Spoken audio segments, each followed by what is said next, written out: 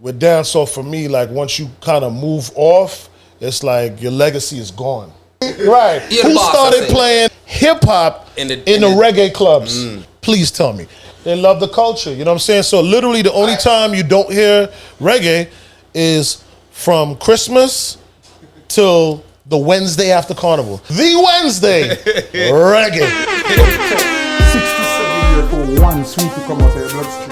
I'm a weird artist. But Bobby have done something much before you. Chavas really is a pioneer. Nobody never beat the beach yet. If you go home and they don't want to smoke like one.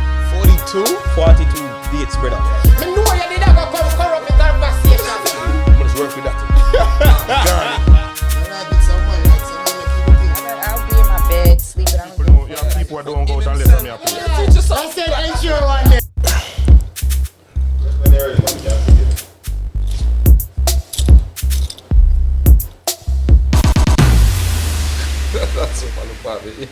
Are you ready?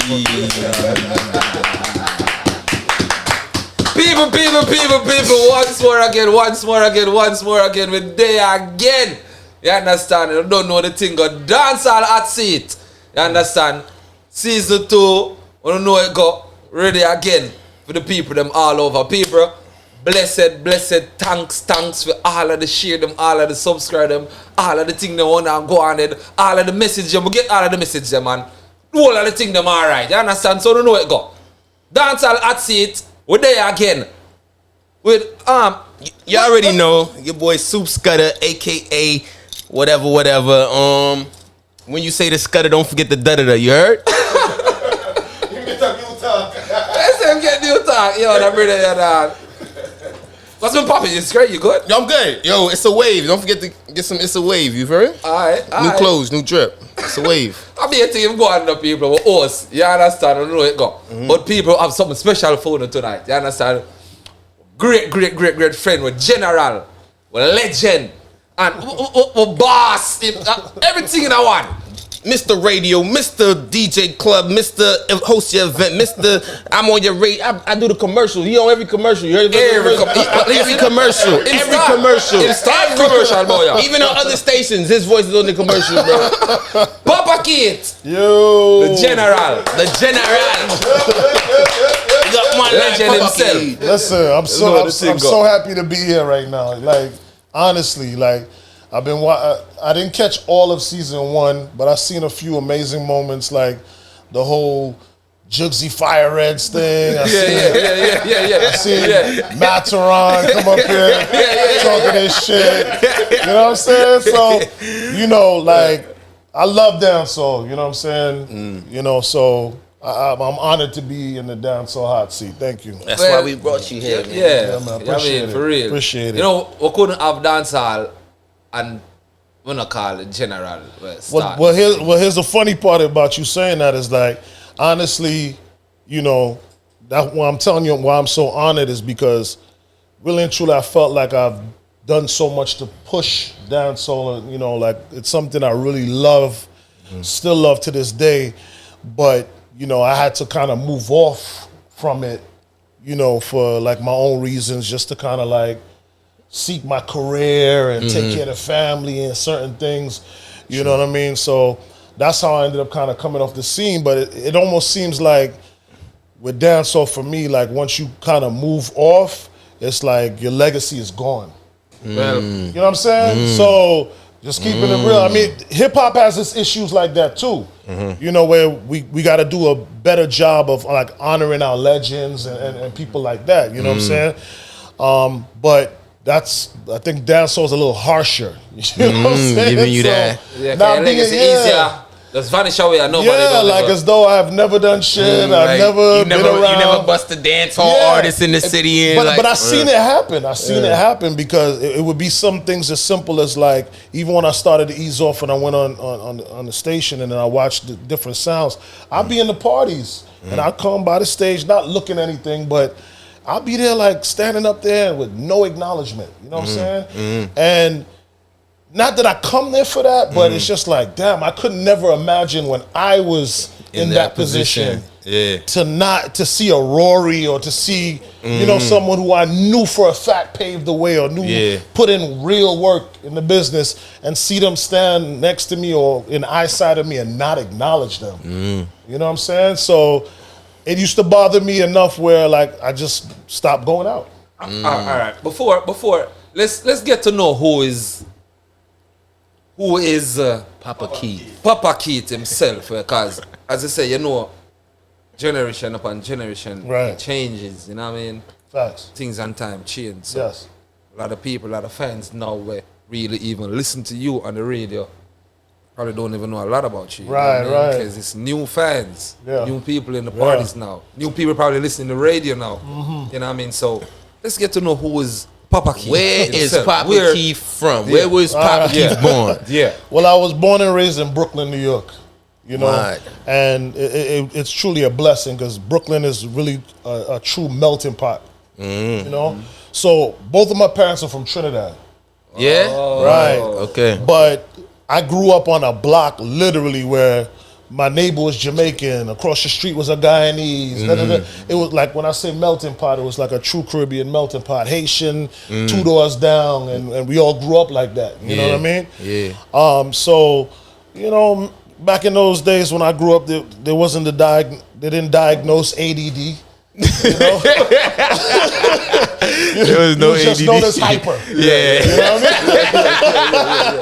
Hyper. The boy won't sit down. And, you'll hear all the names, Wild and all this kind of stuff. So I grew up as a hyperactive kid and ADD. So if we was nowadays, you would have ADD. Right, but Facts. if anybody who knows or has it themselves know it's a gift and a curse. Yeah, of course. In the sense of like, everybody like, oh, they may not understand it, but it comes with a gift.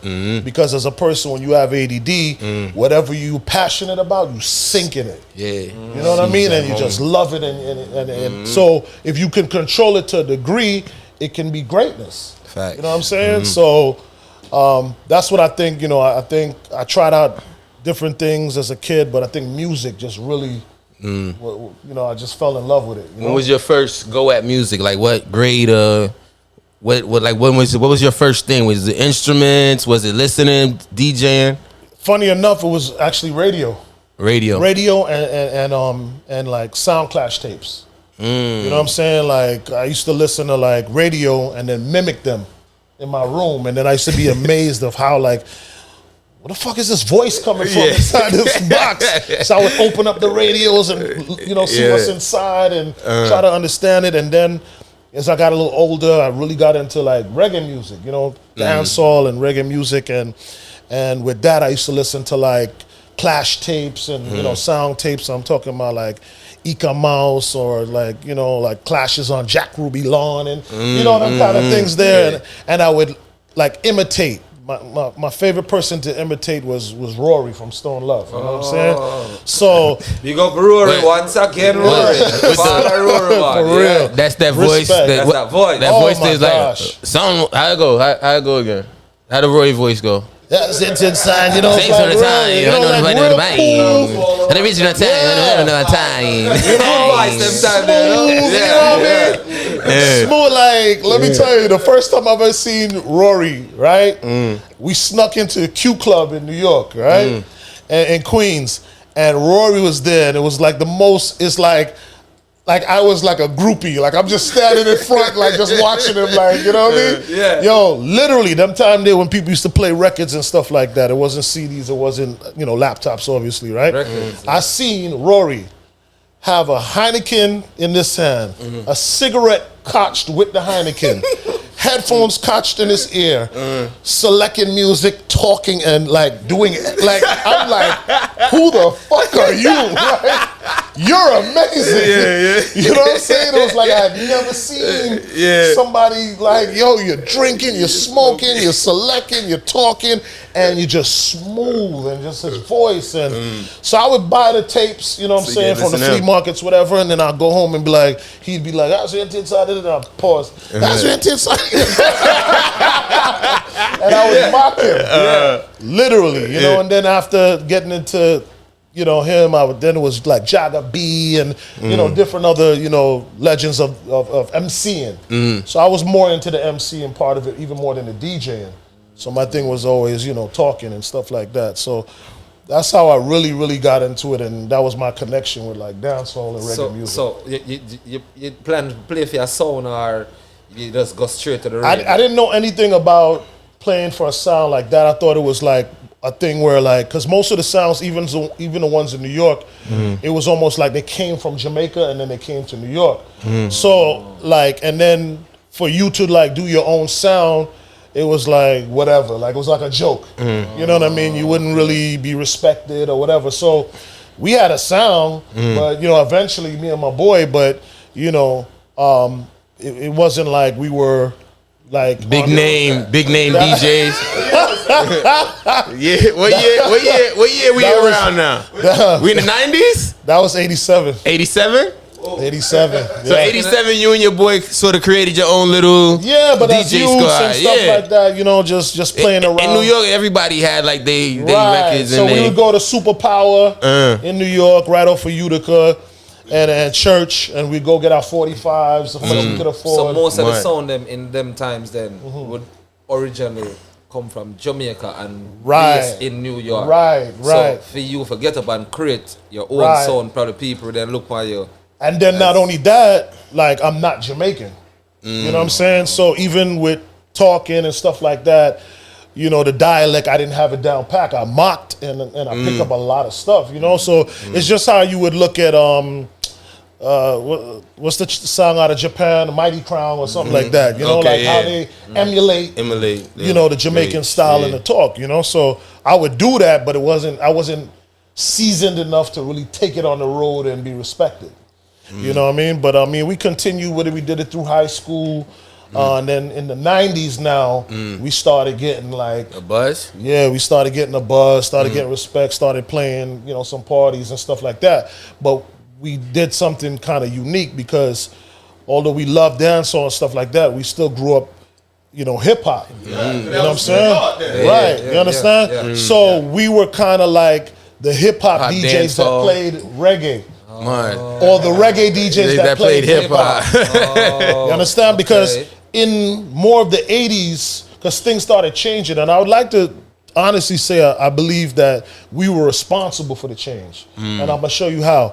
But in the 80s, you could go to a reggae party in the 80s and hear nothing but reggae all night long from beginning to the end. Straight. I would hear it from Addies and all the different sounds. They would play from No beginning mixture to of end. genre, just straight No reggae. mixture of genre whatsoever. Straight You understand reggae. what I'm saying? Yeah. The only is sometimes they'd play some of the soul songs, maybe in a certain type of dance. But you could go to a regular dance and hear nothing but reggae and dancehall. But in the 90s, that changed. And then in the early 2000s, it really changed. You know what I'm saying? And I believe that we played a little role for it in New York with the song I was with there. But then when I came to Miami, I believe like we really changed it. What was the sound name in New York? What was your name? It was called In Touch. In Touch. In Touch. Who was on there with you? He actually lives down here now. My boy Fire Foosh. He Fire still Foosh. plays music and stuff like that. You know what I'm saying? But it was me and him as high school friends. Okay, so y'all got to play big dates in New York. Got to play big dates in New York. We were connected with a few people, but we were known again as the reggae DJs for the that- hip hop okay. parties. So no radio yet for you. No, we dabbled a little bit. We got a chance, but we would get fired for not listening. Like, you know what I'm saying? We got little opportunities to go and juggle, but then they'd be like, yo, you can't play no bounty and this and that. And as soon as we get a chance, we juggle that in, and, you know, and stuff like that. So we'd always get in trouble, but, you know. So you made a big move to Florida when you came down here the first time. Was it to move down here and do music? Well, no, because I came down here in junior high school for a couple years, went back to New York, and then came back again. Right. So I came down, my parents got divorced, and my mom moved down here. So I came down here with my mom, and that's when I connected and, you know, and met like Ricky Castro and K-Lox. And, you know, we ended up K-Lox. having the Sound Soul Syndicate and making the commercials, Commercial Kings Yeah. and stuff like that. But so I initially met with them, And then I went back to New York, and then I decided to come back and live down here. So I ended up staying with them when I first came down here. Oh, yeah? Yeah, I stayed with them for like, I think about a month or two before I, found an apartment and got myself together. So that last time you forward back from New York down here, was I that stayed. time you get that real name or it was before? No, at that time we still didn't even really have a name. At that time, I was doing my thing in New York, and I knew I had a vibe. But New York is so competitive. You know what I'm saying? So when I came down to Miami, it was like cake.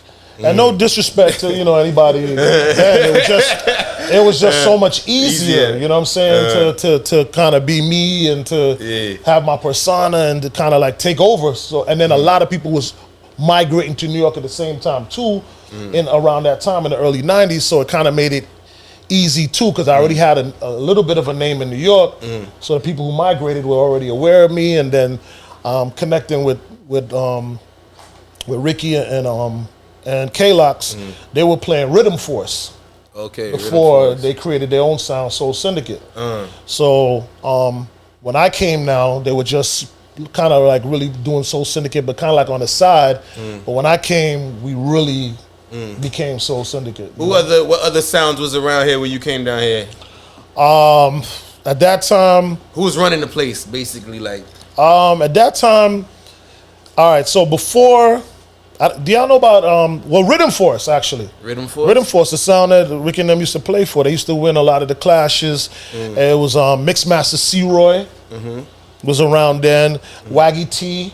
He was doing like the big dances, the Thanksgiving parties, and and those big events and stuff like that. So they were kind of doing their thing, and then after that, some other Don Juan was doing their thing too. Don Juan Musical Showcase, where Money D came out of. So it was like it was a good vibe. It was a good vibe. Weekly parties was going on and stuff like that. Yeah. Weekly parties was happening. The funny thing is that we had classed ourselves as Midtown. Midtown. Because we weren't uptown, and we wasn't Garrison. So we were Midtown. Yo, Pizzle, you have a new category. You have a new category now. So, Midtown. pretty much. So the thing with Soul Syndicate is that we kind of ended up being the same thing I had left in New York, where we were the hip-hop DJs that played reggae and the reggae DJs that played hip-hop. But at that time, like, things had started changing in New York, but it didn't change in Miami. So when I came down here, you could still hear a full dance of just reggae and dancehall. So we started changing that down here. We were like the first ones to play that or take hip hop beats and have reggae artists. Papa Keita, sure. I've been here from the beginning. I've been here from Look, no. Dancehall, let's see it. Listen, bring. No one them say mid. Please, listen.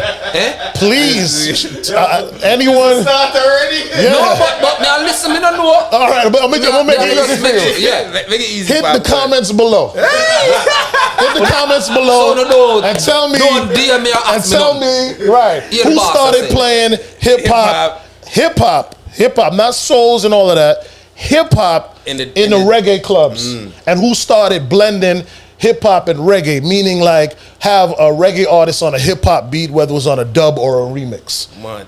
Please tell me. The only sound that used to kind of like compete with us on that level was a sound named Rhythm Style. And you know who used to play on Rhythm Style? Dups. From Black Chinese. From Black Chinese. So before they had Black Chinese, Super Dupes used to play on a sound out of the Southwest called Rhythm Style. And he used to make remixes. Let him way before Black Chinese. Way before Black Chinese. Nobody can contest that. So I know where you were headed. So I just cut you off. I just cut you off of the pass. And Digo, see what I go on and say, make sure. Oh, Right. all right. Because I was figuring you were like, well, Black Chinese. Fuck no. Junior Taxi, fuck no. He wasn't born yet. Dancehall at seat name, so all know it go. We always have a bag of something to talk about. We have Papa Keith there all the reason. You understand? Yes. So Papa Keith, say, who do you feel like you're one of the first ones started? First ones, man, who were doing it. And The only person who ended up kind of really patenting after us in a sense, or because we kind of like we were taking people under the wing, and we were because at that time now, not to bypass a lot of stuff, but by that time now we were on Mixx 96 and and starting to do underground radio. So now once we doing underground radio, everybody's hearing us. Yeah. True. You understand what I'm saying? So ain't no secret. It ain't no like studying us in the dance. It's just now open. You understand? And then we had kind of taken even Khaled under the wing at that time. All right. So the first person to carry Khaled to a dub studio, Sata Blue, on 441 over there by LC's Roti Shop. You understand what I'm saying? And introduce him to like Elephant Man and all these people. They got over there on Jamaica. You know what I mean? Jamaica House over there. Jamaica Yeah, House, exactly. yeah. You know what I'm saying? Before, all right. Yo, Papa came with his receipts, yo. Yeah. Hey, remember? Legend and the general we are reasons. He got his receipts, bro. Y'all know. And when I'm talking, it's not belittling. It's not like facts, it's not it's that kind of. facts. I'm talking facts, and I'm It's saying named Dancehall Atsi talking Okay, man, all talk right, how cool. you really feel. Yeah. And you understand talk how you. But my thing is me I say, right? You did a New York. And he's such a talented individual with on the radio where you can put a radio station on the roof right now on the morning.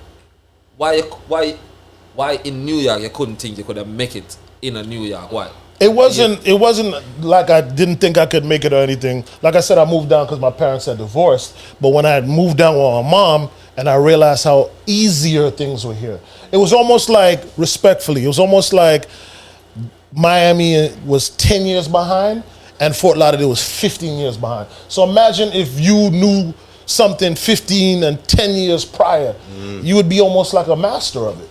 You understand what I'm saying? Because you come in like they were that far behind like how things were happening in New York, trends and how people were doing things and stuff like that. So I'm coming with all of this information, but the one thing about Miami that really didn't make it easy is that Miami's also a place where, like, although they may be a little slower than New York and stuff like that, Miami's a place where they'll shut you down if they're not fucking with you. True. So that's the one, respect I have about Miami is that if they not fucking with you, you will disappear. It's not happening for you. Did the You need somebody to vouch for you. Did the Uncle Luke show come first, or you was at Mixx 96 first? We was at Mixx 96 first, and thank you for asking that and bringing that up. You was at the. Yeah, so we was at Mixx 96 Who first. started that? That was you started Mixx 96? No, or not it was at all. already Daddy there? Saw. There was a rest in peace, Daddy Saw. He started Mixx 96 along with Butterfuco and AJ. AJ used to sell tapes and stuff like that. He was a car dealer, but he used to sell tapes inside the flea market. You know what I'm saying? And they were the ones who financed the vision and put structure to the vision that Daddy Saw had, where Daddy Saw was just a a smart selector, man, and had this vision of doing the radio. You think that on that well under the link up them time, you think that they put up on the status that in a Miami like, okay, I'm a god now? For sure. If I had to credit one thing that really helped to catapult me here in Miami, it would be underground radio. And Mixx 96 wasn't even our first underground radio. We was in me and Soul Syndicate was on another underground radio before Mixx 96. But Mixx 96 was the first all Caribbean underground radio station. But you was playing like hip hop underground radio stations too. We were, but we would be the reggae DJs on the hip hop station. Like they wouldn't want us to play nothing else because they had a bunch of other hip hop DJs, so they didn't need another one. But because we spoke like them, we went to the same places as them, and we got it. They would have us be the reggae DJs, so we'd do a reggae show. You know what I mean? But it was really Mixx 96 that shaped and changed my life in that regard. So you had like a show on there, 2-hour radio show. We had a show. I had a show with Soul Syndicate, and then I ended up doing a morning show by myself on Mixx 96. Yeah. So from Mixx 96, you did that and went to they heard you on Mixx 96, and you got an opportunity to go on the Uncle Luke show. It's a little deeper than that. So how they got the interest was really the commercials we were doing. So we used to make really creative commercials back in the day. Yeah. Me even talk about that today. This you even talk about. Commercials. Yeah, so we used to You do. understand? Big up K-Lax though. Big up K-Lax. Big up K-Lax. Big up K-Lax. You understand? Genius, man. The guy's a genius, and Ricky Castro. You know what I'm saying? So basically, it was the commercials because we used to come up with some really creative commercials for dancehall. Baddest. But then Baddest. we started coming up for commercials for the American market too. So they were so creative and funny and stuff like that that the program director wanted to meet us. You know, so I got to meet him and he was like, okay, and I went to the station. But nothing came out of that exact moment. But then later on, like you said, now leading into the Luke show, you know, we used to be the reggae DJs for the hip hop party. So we used to play parties for Luke. We were at How Can I Be Down and all these different, you know, events. So Luke was putting together his show and he wanted to have a balance of DJs. So he had Soul Syndicate, which is me, Ricky, and K-Lox. He had DJ Uncle Al, rest in peace. Uncle Al. And I think it was Khaled. I think Khaled came on a little bit afterwards. Okay. So he had us as his, and we all take turns juggling the different styles of music. So we would play reggae. Khaled would play all the new hip hop. Uncle Al would play the bass Miami music, Miami music, and it was dope. And we rocked out until Luke got kicked off the station because it was wild. That was wild. That was what station? 99 Jam? That was 99 Jam. Man, I'm not going bad. It was wild back then. I could just imagine. Yeah. But it showed ran for a while though, right? Yeah, it ran. It had a decent run, but it opened up the door for Khaled and myself to go through. Because That when Luke left, you and Khaled got your own show on 99 Jam. pretty much the exact same slot. But it didn't happen just like that. But Eventually shortly it after, trickled into it. So how that went? It was just like you and Khaled, or you, K-Lox, and everybody was there too? No, because it just didn't work out that way. Because I was the mouthpiece, so I could have played that role. So they weren't interested in like doing a reggae show at that time. Okay. They were just interested in having voice. somebody that could talk on the mic. So I would talk for Khaled. Right. That's another thing that, a gem I'm going to drop when Khaled first came down here. Amazing talent, amazing DJ, but he was so focused on he was like a show DJ, like tricks and this and that. Yeah. Khaled never talked. Khaled did not talk. It's crazy. Okay, I used to talk for Khaled at the parties that he would play. Them times we was doing Rockers Island. Yeah. I used to talk for Khaled, and I used to talk for a lot of them. I used to talk for him. I used to start to talk for Lady Terror a little bit. So eventually, and which is natural, they're going to develop their own style and pick up and learn things. As we all go along. Moving together and stuff like that. And eventually, they took the baton and ran with it and became amazing at what they did. You know what I'm saying? Why you never? Why in them times you never got Jamaica? Well, Yeah. well, all right. So it was a weird thing. So I traveled everywhere in the Caribbean. In 1990, I would say I had a nice run from 1996 to 1999. I was running up and down the eastern seaboard from Canada straight down, you know what I'm saying? And then the whole of Caribbean. Except for Jamaica. Because Jamaica, it's like the Mecca, bro. You know what I'm saying? It really is. And it's like they weren't fascinated enough with me because I look like them. And I don't understand. I'm explaining it to you. I watched it with my own eyes. I'm explaining it to you. Let me know what you're saying. All right? You tell me, right? Who else, not outside of Jamaica, that looks like you, that come to Jamaica and mash up anything? I'm telling you, you have to be someone that don't look like them, like a Khaled, like a Black Chinese. You have to have that thing where it's just how we are as a people. You know what I'm saying? I ain't knocking nobody. It's just the reality that I live. So it was only Khaled and Black Chinese that got the biggest forwards out of Jamaica doing, what was the big thing that Sharon Brooke? Fully loaded. Who else? Who else came out of Fully Loaded that wasn't Jamaican? Because probably nobody never brave enough to step out and do it. No, but remember, it's not brave. It's opportunity. Remember, it's not brave. I can't just walk up there and be like, hey, Sharon. They gotta be like, hey. I decided I'm gonna do Fully Loaded. You have to be invited, and it was based on the novelty. Sharon is a genius in that regard. It's based on the novelty. You, as a Jamaican who probably never left Jamaica, you know what I'm saying, at that time, just put yourself in that position. You don't want to see another nigga looking like you. You're not going to be impressed. You're like, that's Mataran. No big deal. But you see a Chinese, you see an Arab, you see a David Rodigan. Those are the people who bust in Jamaica as non-Jamaicans. I'm telling you. They have wicked selectors. I'm telling you, they have wicked selectors in the whole country. Me not saying I'm wrong, but it Mighty also Crown, messed up the you know, it's novelty. to think that way still. It messed up the thing that way and can talk that way still because we all black. You know what I mean, Right. So it is what it is. It's a, you know. left God Jamaica now. You say you wouldn't probably, they wouldn't even look by you. No, them time. no. I mean, I would get respect. I would go out there and it's love. You know what I'm saying? To see a Chinese people doing a Right. slang or They feel honored. Even if they're Spanish, it would have been better. It's Right. black. It's like Look just like you. It's like they feel honored that you love their culture so much and you don't look like them. But I look like them. I look like I could be Jamaican. I just don't sound like one. But I look like I could be a Jamaican. Yeah. You know what I'm saying? But that's who we are as black people. So I'm not even pinning that on Jamaica. It's the same thing in Trinidad and other places. It's like we always fascinated by everybody else who loves our culture and besides ourselves. But even so, even after the whole DJ Khaled saga when Fully Loaded, after them time, you know, things and time change in a way. You still couldn't go Jamaican. I've gone Jamaica, but it's not the same. You're not gonna get that platform. In order for me to bust in Jamaica, I needed a Fully Loaded. I'm not gonna bust. You know what I played in Jamaica? I played all those clubs in New Kingston.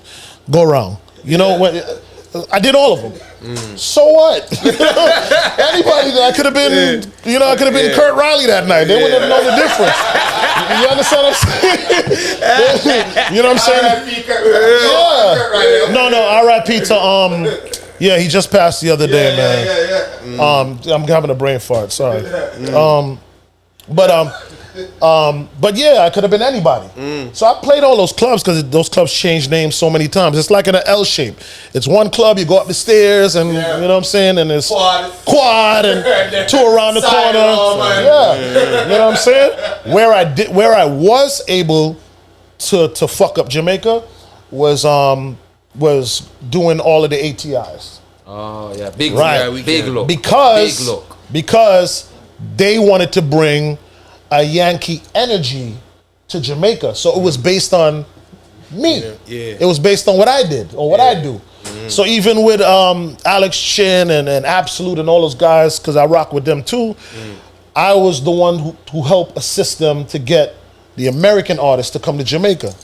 You name it. Khaled, Fat Joe, DJ Entice, it's a legendary DJ out of New York, Kid Capri. I facilitated all of those. Yeah. You know, I made those arrangements for all of those people to come. You know, Busta Rhymes to come to Jamaica to be on that platform because that's what they did. They wanted that Yankee vibe. DJ LS1, you know what I mean, who was DMX's DJ and all these Rough people. Riders DJ. Right. Because they wanted that kind of, you know, Yankee energy for that, you know, for that weekend. So those weekends was great for me because I was good. So I went down there as myself, and then after Soul Syndicate and, you know, stuff like that, I ended up connecting with Renegade. And I played Renegade sound for a few years. I remember that. Yeah. When did you come up with the name Papa Keith though? I didn't come up with it actually, but it was years ago in New York. And at the time, I was a huge fan of Papa San. You know what I'm saying? Huge fan. Him and Shinehead to this day. I think people forget the impact of Papa. Oh my God. The most talented, the most talented. I'm talking about these guys, him and Shinehead. Like, let me just talk about Papa San. I'm telling you, sleep on him. Papa San would, like, he was a master of his style. Like, he would do A to Z, like mention every artist's name from A to Z. He would do the fast rhyming, the this, the that. He was just like, and I was very big into Kung Fu movies. So he reminded me of a master. And then even in Kung Fu movies, if you would see, like, they would have Master Lin, like, so I tied in, like, Papa to, like, the master of your style. So I adopted the name Papa, and then the friends that lived in the area in New York, I was the only one who had my dad around at the time. Most of them was single parents and stuff like that. So I used to give them a lot of advice and talk to them, and, you know, you'd be surprised, you know, if you don't grow up with your dad, there's a lot of things that you just don't know, you know what I'm saying? So I used to be good, like, talking to people and stuff like that. So I was like the Papa on the block too. Okay. You know, like grown beyond my age. Yeah, you was the youngin', but you had the old head. Yeah. I was like the old head amongst the young, like giving advice and stuff like that. So that's how I adopted that name. Papa. You know? So your real name is Keith. Yeah, my real name's Keith. Yeah. Papa Keith. Yes, sir. So then, when did you become Papa Keith? Like, you started holding your own ground. You started walking in the radio stations like, yo, I'm Papa Keith. And I'm here to do my thing. Like, starting doing this I big need more money than charities, that. big Like, giveaways, Well, helping people all over. I would say, based on how y'all are positioning, I would say when I kind of walked away from the sound, you know, when I decided, like, hey, I'm gonna not play sound anymore, and I'm gonna focus on being Papa Keith. You know what I'm saying? Yeah. Being a radio personality. that was after Renegade Sound. After Renegade Sound, because I was kind of doing both. I was still doing it with Soul Syndicate, and then, you know, it was requiring more of my attention, and then that had split up, you know, cool and everything. And then I didn't want to jump on another sound, but I still loved it. And it was still a money generator for me. Because, you know, even starting off in radio, I wasn't making no set of money. You know, I was doing the shit hours and picking up this and hustling this and that to make it. So I still needed to make income playing parties. So I would play with Renegade and stuff like that. But then Renegade ended up moving back to Cayman. And then I, you know, because he's originally from Cayman Islands. And then I said, you know what, let me just focus on the radio stuff. You know, and I wanted to, like, I wanted like a job, because that was the only thing that was frustrating about playing music, was that there were no benefits. You understand what I'm saying? And I didn't want to have another job. I wanted music to be my job. And that's the one thing I have to say I respect out of, like, Soul Syndicate and my team, differently from other sounds, and not shitting on them, but just keeping it real. Like, a lot of other sounds, like, most of the selectors had jobs. So they were working a 9 to 5, and then they'll play sound at night. All we did was play sound and do commercials. Straight. All we did. We did not have another job. And da-da-da. When we started having kids now, then, you know, the dynamics changed a little bit. You know, we got to be more responsible. It's bigger than us, you know what I'm saying? Or we don't want to do nothing stupid, and, you know, our little scamming things back in the days, little credit card business, and get locked up and can't see the youths then, you know what I'm saying? So, you know, I decided now to kind of, like, move off, but I still moved off in the music tip. I ended up working for Blockbuster Music, but the corporate office. So, I mean, you may not know that, but after Peaches and all those little Specs and all those stores died out, Blockbuster Video had a Blockbuster Music. So I worked for the Blockbuster Music side in the corporate office, just kind of putting in information into the computers about the music and giving them SKU numbers so when people buy them. But it was still music related to me, right? So I was still okay with that. What really go on with the commercial team? Yeah, what really go on? What am I gonna split up? What am I gonna mash? Okay, being honest, I think you know, and they're my brothers, and I love them, and them still deal? Of course, all of them. K-Lox, all of them. K-Lox, Ricky. I just had breakfast with Ricky 2 days ago. You know, so what really break up there? Well, them time down are running on. Supposed to collect a good piece of food every week. You know? Well, what happened was because I know, or 5-6 commercial a week a day. For real, money I run soap. Well, it worked out good for all of us. You know, we're young still, so you have to remember that. So there's egos involved. There's all kind of different energies involved, and we're trying to figure out life with kids and all this shit as things are happening. So now when I look back, you know what I'm saying, it's all love. But at the time, when I had the opportunity with the radio, it gave Ricky Castro an opportunity to step up with the commercials.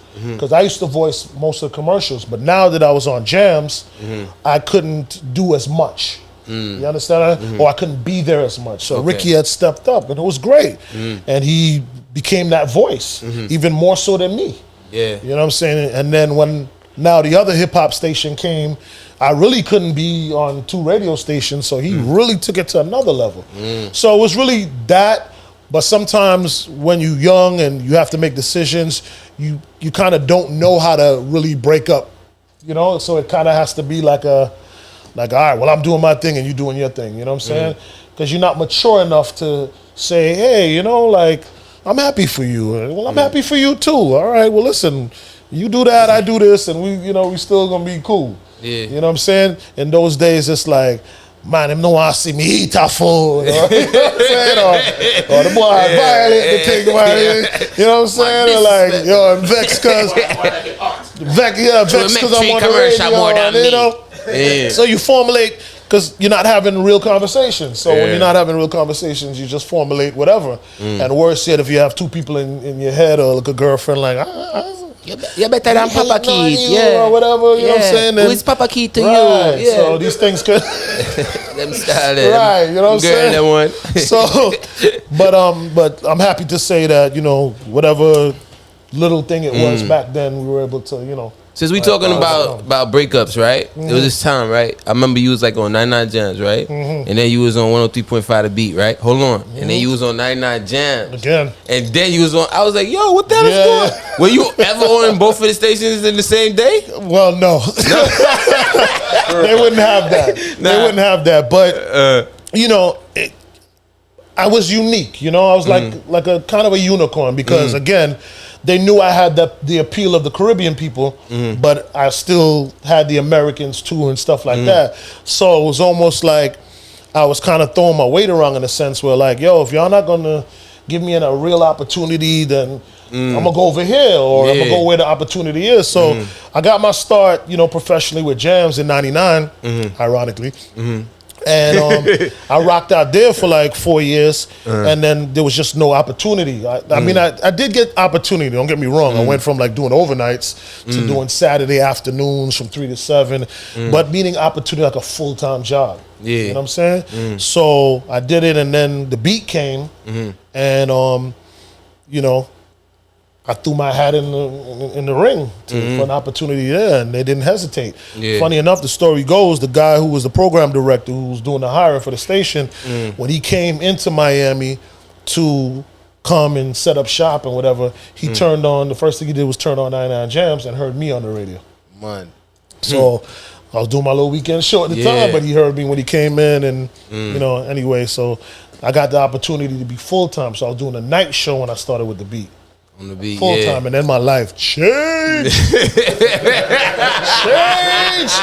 I literally. I'm gonna tell you a cool story. Humbleness will get you far. Facts. It really will. I ain't gonna lie to tell you. Sometimes, like what I mean by humbleness, like when we get a thing, we quick to be like, yeah, we got it, right? Sometimes just like falling back, having it and falling back, and not saying nothing and see how people handle you for a little while before you brand this shit goes a long way. Because it helps you to make better decisions. It helps you to maneuver a little bit better. So what happened, I got the job. I was living in a studio apartment. What a studio, if you don't know, is like everything in one room. You're shitting, eating, fucking, cooking, everything in one room. Yeah, they got right? a big ass living room. Humble beginnings, right? When I first got my check from full time on the radio, I was like, you know what I'm saying? Like, okay. I mean, them time there, now it's not a lot of money, but them time they're coming from, you know, coming from $7 an hour, and now you making 40 and 50 a year. It's like, yo, you know what I'm saying? So I got my first few checks, and I said, you know what? I made a decision. I said, I'm gonna stay in this studio apartment. And I'm gonna stack my paper. I'm gonna live minimally. You know what I'm saying? Just as though I'm still broke. True story. I did that shit for like, I want to say, I don't remember exactly. I did shit for like 4, maybe to 6 months. Met a badass Dominican chick while I was in the studio. So all of that helps you because it's like, oh, she really like me. You know what I'm saying? Or, you know, it ain't about flossing or what I got. You know what I'm saying? So I had kind of pre-set up my life humbly and then stepped into my new life. But already knowing where I'm at with it. So I saved up, did all that. So I had all that money saved up. I went downtown Miami, moved into a high rise, Bay Park Plaza. You know what I mean? On the 33rd floor, overlooking the beach. Them time there. Them time there. We talking about in 2003, 2004. Them time there. Right? Living. Like, you know what I'm saying? I'm a bad Dominican there. We vibing. I'm eating out at nice restaurants. Because now I'm like rewarding myself. And now I jump out there, but all my stuff is locked in. You know what I'm saying? Might see two look at interesting things and entertain them, but I got my girl. I'm straight. You know what I'm saying? I don't have nobody in my head influencing me or trying to like set me up. So, you know? So what was were you like ever like managed by like a big promoter or like by? The only people who kind of managed me, one guy, rest in peace, was, you know, like, he was like family to us, Soul Syndicate at the time, but he passed on, was Alden. And I'm happy you brought it up so I could acknowledge him. Alden Anderson, out of North Miami Beach, where we kind of all grew up, down here. And then after that, we were unmanageable. You know what I'm saying? And, I mean, you know, Butterfuco and a few others tried to, you know, work with us, and but we were like, you know, us the Soul Syndicate was the outcast, and then even when I, you know, parted from Soul Syndicate, I didn't really have anybody managing me and stuff like that. I just kind of dealt with everything myself, you know. You think he's the number one dancehall hip hop host on the radio that do dancehall and hip hop? I would ask it properly. You gotta ask it properly, Busy. You gotta say BS or facts. All right. What you say, manager? What you say? BS or facts? Are you the hottest dancehall hip hop on the hip hop station? Because it's a hip hop station. Go ahead, Sue. Yo, the man just said, what are you? Are you? Honestly, I would say in the business. Not even just in the business. Not even limited. Not even limited to the radio. And I'm explain it because I've had this conversation with myself and with others, right? So the fact that I can equally be on the same level in hip hop and dancehall alone makes me special. You understand what I'm saying? Equally. Like, I'm on this level in hip hop and I'm on this level in dancehall. I mean, obviously it's changed, you know, through the years now, but I'm talking about at its peak. You know what I'm saying? Where I am on the top events in hip hop, DJing, and the top events in dancehall. Hold on now, because I'm listening to what you're saying now. You talking about in the whole America, or you talking about this Fort Lauderdale? In South Florida. Oh, South Florida. I don't really know what else is out there, but I mean, even if you want to put it in America, I take that too. So hold on now. You think you're bigger than Jabba? By far.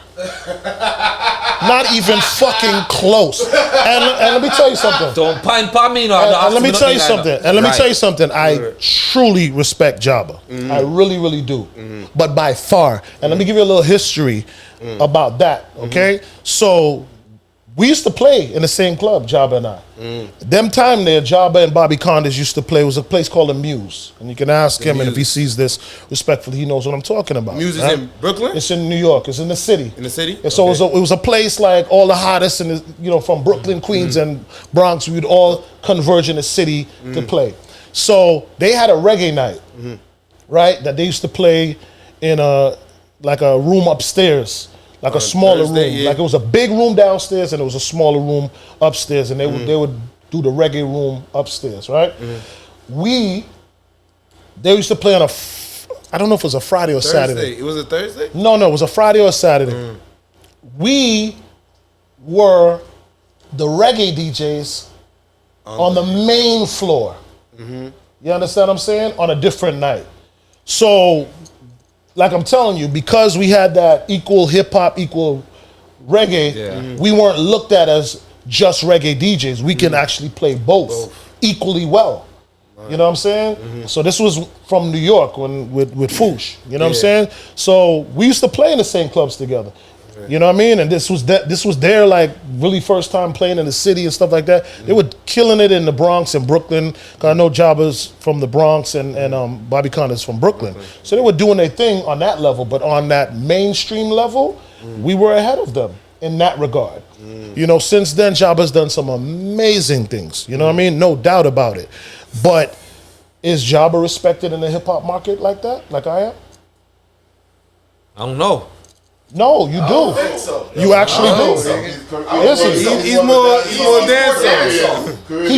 He's on a hip hop station, but he's the reggae DJ on the hip hop station. On the same radio station in New York. Hot 97, yeah. I remember Sunday You understand? morning, I used to wait for that thing to come on. Right. They play for like 2 hours in the afternoon. Right. So you understand, like what Young Chow does now. Yeah. Think about it.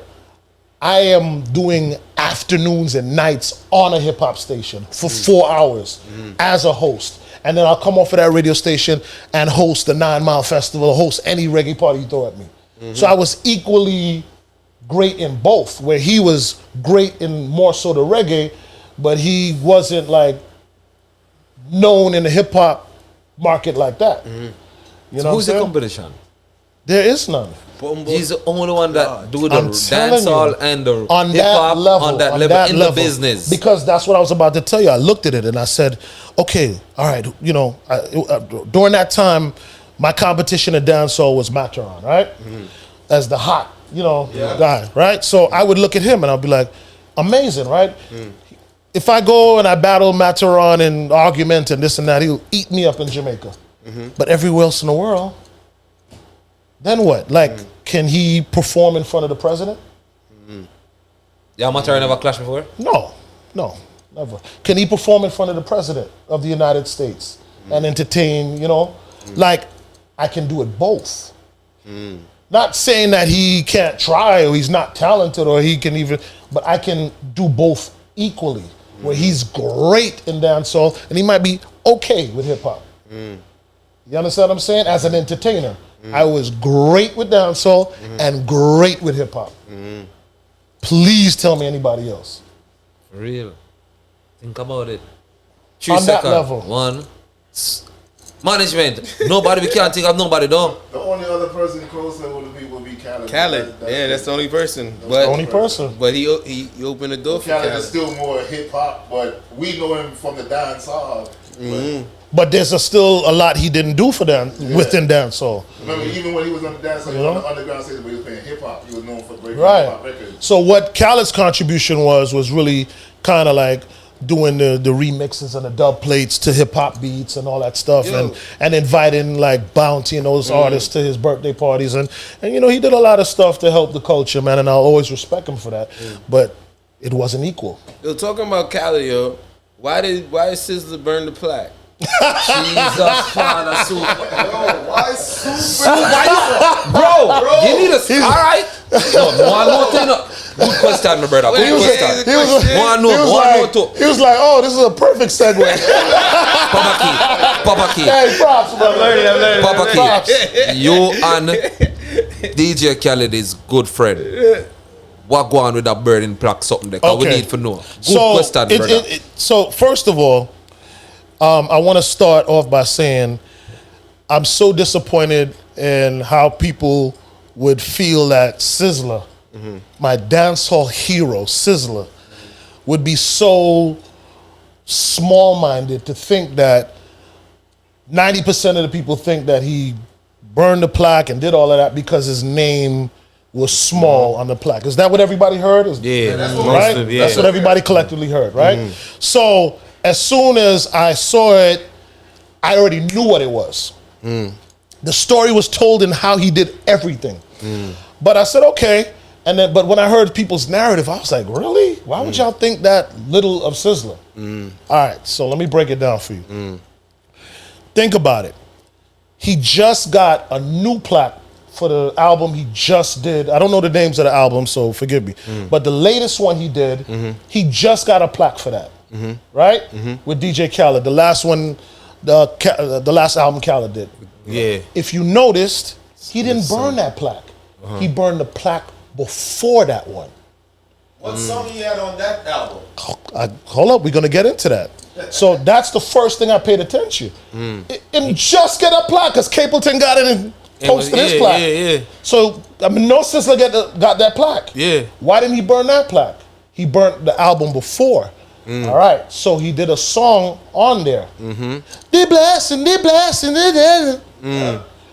The girl who sings that song, who does that hook on there, is a known lesbian who was dating Kalani.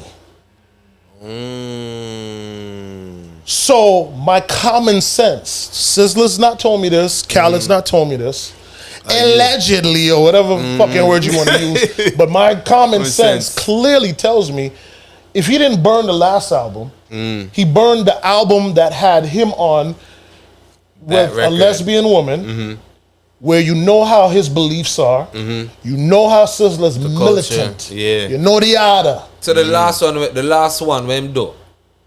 The last one him do with Buju. him and Buju and I see him. No. One girl in night. No, but there was the song when I talk about it up on the previous album. The previous album. Yeah. That's what I'm trying to show you. Even when I saw the video, I had questions. all his albums. They didn't even film. They didn't even put them together. They did her part here and did their part there. So this is how I imagine it going. Sister doesn't know any better, right? He doesn't know who. You do your part. That happens all the time. Rappers are not always together. You know, you the rapper guy.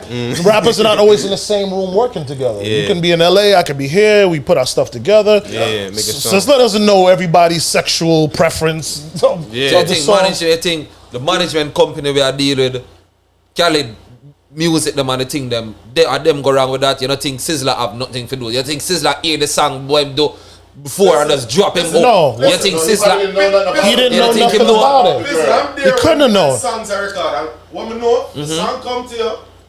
Like Khaled sent Sizzla a song. Sizzla never question it. It's a hook on it already. Or hold on. Or he sends him the beat. Sizzla does his part and doesn't even know the person is going on, which is how I believe it happened. I believe he recorded his part, sent it to Khaled, and then afterwards, whomever producer Khaled, they put this girl on it. Why Khaled put that girl on it, I have no idea. To me, even when I heard this song, I didn't think it was a good fit. I thought because of even how the girl sang the part, I said to myself, real talk, I said, why didn't you put Junior Reed? They blast and they blast. That was Junior Reed. That's his tone. They blast it. He would have done that same kind of tone. So I said, why would just as a fan, I'm like, why wouldn't he put Reed on there? I knew nothing about the girl. I think in your mind, you think a fucker that them go on with them put the girl on. I believe that Khaled put the girl on for whatever reason he did, because Khaled is intelligent. He's going to do things that are going to benefit him in some form or fashion. You know what I'm saying? I don't think Khaled's intention was like, boy, I want to put Sizzla on a song with a lesbian.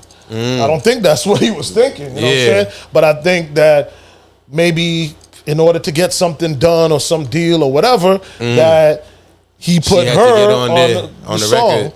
And then I didn't even know her sexual preference. It wasn't until later on I get to find out who she is. You understand? So I believe the same thing happened with Sizzla. Later on, even after recording another song for Khaled, he didn't know. And then later on, somebody finally brings it to his attention, like, yo, Dada, they put that song. You know that girl, Right. Because I couldn't see the last song when them drop with Buju, I want girl. No, that wasn't no girl. That was Sam Capleton, Bounty. Bounty was on there. It was a different record. There wasn't no girl on there. So you just feel like within these times, he didn't want to say what he said, so he actually just burnt the plaque. Because he's like, you know what you did. You know what you did. You disrespect me. You disrespect Jamaica. That's what he was saying. You understand? And then even in his vex, he still was like, cut out the kids. I don't want to, those. Even said those. Even went as far as my godsons. You know what I'm saying? So you could see it was coming from something that he felt slighted. Yeah. You know what I mean? Because nobody's gonna go through all of that. They're gonna be like, "Yo, fuck you, Khaled," or whatever. You know, Now I'm on you violate Khaled for the sending thing him or on a whatever. good check after that. You know what I'm saying? So a humble ass check one. There's a symbol in it because at the end of the day, he still get his check the same way, no matter if you burn that plaque, destroy the plaque. Nah, And he's then still going to give him a next the check. icing on the cake for all of it, right? So all this happens now. All of this, you know. How come nobody spoke about what happened? How come you don't hear a statement or you don't hear Just a even plaque, bro. Khaled himself be like, "Yo," because that can't be a conversation. That It he can't burned the happen. plaque because Yeah. of the doing the song with a lesbian. It's gone. So you know, But half of the people that said that too. Never just think of this small Yeah. writing him name alone. his name's small. That's the first But plaque he people got? that say, we know it's a little girl Yeah. there. We It's know. like, huh? You think that's the first? That's not his first plaque. Yeah. That's his first plaque. You know how I'm a huge Sizzla fan, so when I heard that, I got upset. Like, how y'all That's gonna- not do them thing there. yeah. My name's so small. The man gets a million plaques. The man has plaques on plaques, bro. Yeah. Small on all It's not his first plaque, or even walking into a studio seeing one. Yeah, You know what I'm saying? Like, come on, man. This man has traveled the world. You've seen a plaque. All right, now the dancehall culture now, I see where it's like Trinidad has its, I mean that you have Trinidad background, they have their own dancehall culture now. Trinidad. Trinidad. Yeah, Trinidad. What do you think about the Trinidad scene? It's Trinidad. You know, listen, man. Everybody gotta, you know, as Trinis, we emulate dancehall and we love dancehall music. You know what I'm saying? I didn't grow up in Trinidad, so I'm not trying to speak for Trini people, but I can tell you what I do know. You know what I'm saying? Soca, you know, it's a seasonal music. So it comes out before Carnival, and you get however many songs, and it lasts you for the rest of the fucking year and all the carnivals that you go to. Right? Listen, my Seasonal. first time going to Trinidad, from the minute I got off the plane, it was reggae on the radio. I'm telling you, I passed by a party, it was dancehall music. that's what they listen to in Trinidad. They brought us, some people come pick us up from the hotel and say, "Oh, now Rasta man, come, we're up in the hills." It was reggae music. Yeah. They love the culture. You know what I'm saying? So literally the only time you don't hear reggae is from Christmas till the Wednesday after Carnival. Literally the Wednesday after Carnival. So Carnival's Monday and Tuesday. The Wednesday, reggae. Straight. You know what I'm saying? So, you know, and it's because it's such an abundance. Yeah. You know what I mean? Reggae music comes out weekly. Back in the days, sometimes daily. You know, you'd have different production houses pushing out like 10 singles. You know, one this day, one Friday, next week. It was enough juggling. So there was enough music. So it was a lot more active than how soca music is as a seasonal music. You know what I'm saying? I think that Afro beats is taking over for dancehall Oh, guys, and you guys interview better than me. I'm so happy to talk about Afro beats. You know why? Because I want to give it as an example to all my dancehall and reggae lovers, right? So, to me, this is the deal with Your Afro. opinion, listen. All right, so listen. Watch what you're saying now when you mention dancehall and Afrobeat. You Dancehall and know I go on Afrobeats. now the look up. But I'm gonna tell you why. I'm gonna tell you why. I'm gonna get into All why. right, you have to be careful. All right, I'm gonna tell you why. All right, go so on. what happened is that when I used to juggle in those days, and you know, previous to the 20s, right, or even the 19s, you know, what I'm saying 2019s and whatever, the 2010s and 20s. Previous to that, when you would encounter reggae dancehall music, you got everything. You got everything, even in a juggling. I'm in a factory working, CD Informer. You know, you'll have a little bit of gunman tune, then you'll have a little bit of loving tune, my girl, Showtime rhythm. Sometimes on one rhythm, you'd have all these different the emotions. juggling. Yeah, different Right? thing on the juggling. You'd have yeah. all these different emotions. Yeah. And I just saw dancehall make a change. Even Cartel, I know he has changed dancehall, but he still kept that mantra. He has love songs, he has reality songs, he has culture songs, he has badman tune, he has all different kind of things. You know what I'm saying? Even have a soca song or whatever. You know. Yeah. But nowadays, it's kill, kill, kill, kill, kill, kill, kill, chop, chop, chop, kill, kill, chop, some more. chop, rap, rap, pop, chop it on you, kidnap, slap, pop, dead. Molly, little Molly in My man, like there's not enough balance. You understand? So what happened? We love to feel like bad man, of course. All of us in here. We want to feel like, yo, we are gonna defend it, whether it's for our family, our car, our this, whatever we love. We want to feel like we defend it. So we do love music that incites a level of violence to keep us on our point and not say any time where, I can drop it if I want to, right? Cool. But we also like to fuck. You know what I'm saying? And sometimes we like to be a little romantic. Yeah. We have different sides to us. And we need to feed into those sides. Facts. And what's happening, and where I'm feeling sorry for more of the younger youths, because you guys are more mature and old enough to be able to appreciate it because y'all came from that. So even if now, the nowadays tune ain't giving you what you need, y'all go juggle some 90s, 80s, and some 2000s, right? No problem, and you know the songs well enough to draw for them. Where now the balance is off. With so much killing tunes, there's no love. So here comes Afrobeats. And they're giving you love. And guess what? Reggae and dancehall and Jamaicans bust Afrobeats. So blame your fucking self. Because you were the ones who brought us Afrobeats. No African came and played any of those songs to me back in the days. It was all Jamaicans. Y'all created that category as selectors. And Junior Taxi is here, and tell me if I'm lying. You guys made that a part of your juggling. You did. I don't know an African sound that came and made me a believer. Jamaicans made me a believer of Afrobeats. Ding dang go lebe lebe is like we don't carry. I mean, By the time he reached us, why he reached there because we was already. It was already before that. Already did it. Right. Final word said. But guess what? That's The it. Africans talking about, I miss my girl. I love my girl. I want to do this. Yeah, I would give you everything. And y'all like, yo, y'all girl club. Wop, wop, wop, wop, wop. But guess what? We've all done it. Come on, fellas. We've all been gal clowns in some shape or form. So it's still a reality. We may try to act like it in the club or in public, but in real life, we know that we can connect to other things besides killing, because we do a lot of those other things more than we do killing. Facts. For real, even in the last, it's like, you said, new songs, download it. Some new girl song and download some new chopper song. You probably only can download 3 new girl song and probably about 40 new chopper song. Dude, and that right. I was driving That from not right, Orlando. not at all. I was in Universal. I'm driving from Orlando, Yeah, and I I put download in 2 good song. I put in a 2023 dancehall mix because I said, because I'm lost. You want to hear what's going on? Listen, I last. am lost. Where last? I don't know. Where last artist? I Where don't last artist know. that stopped? The only one that I Lego the Bird nigga. Right?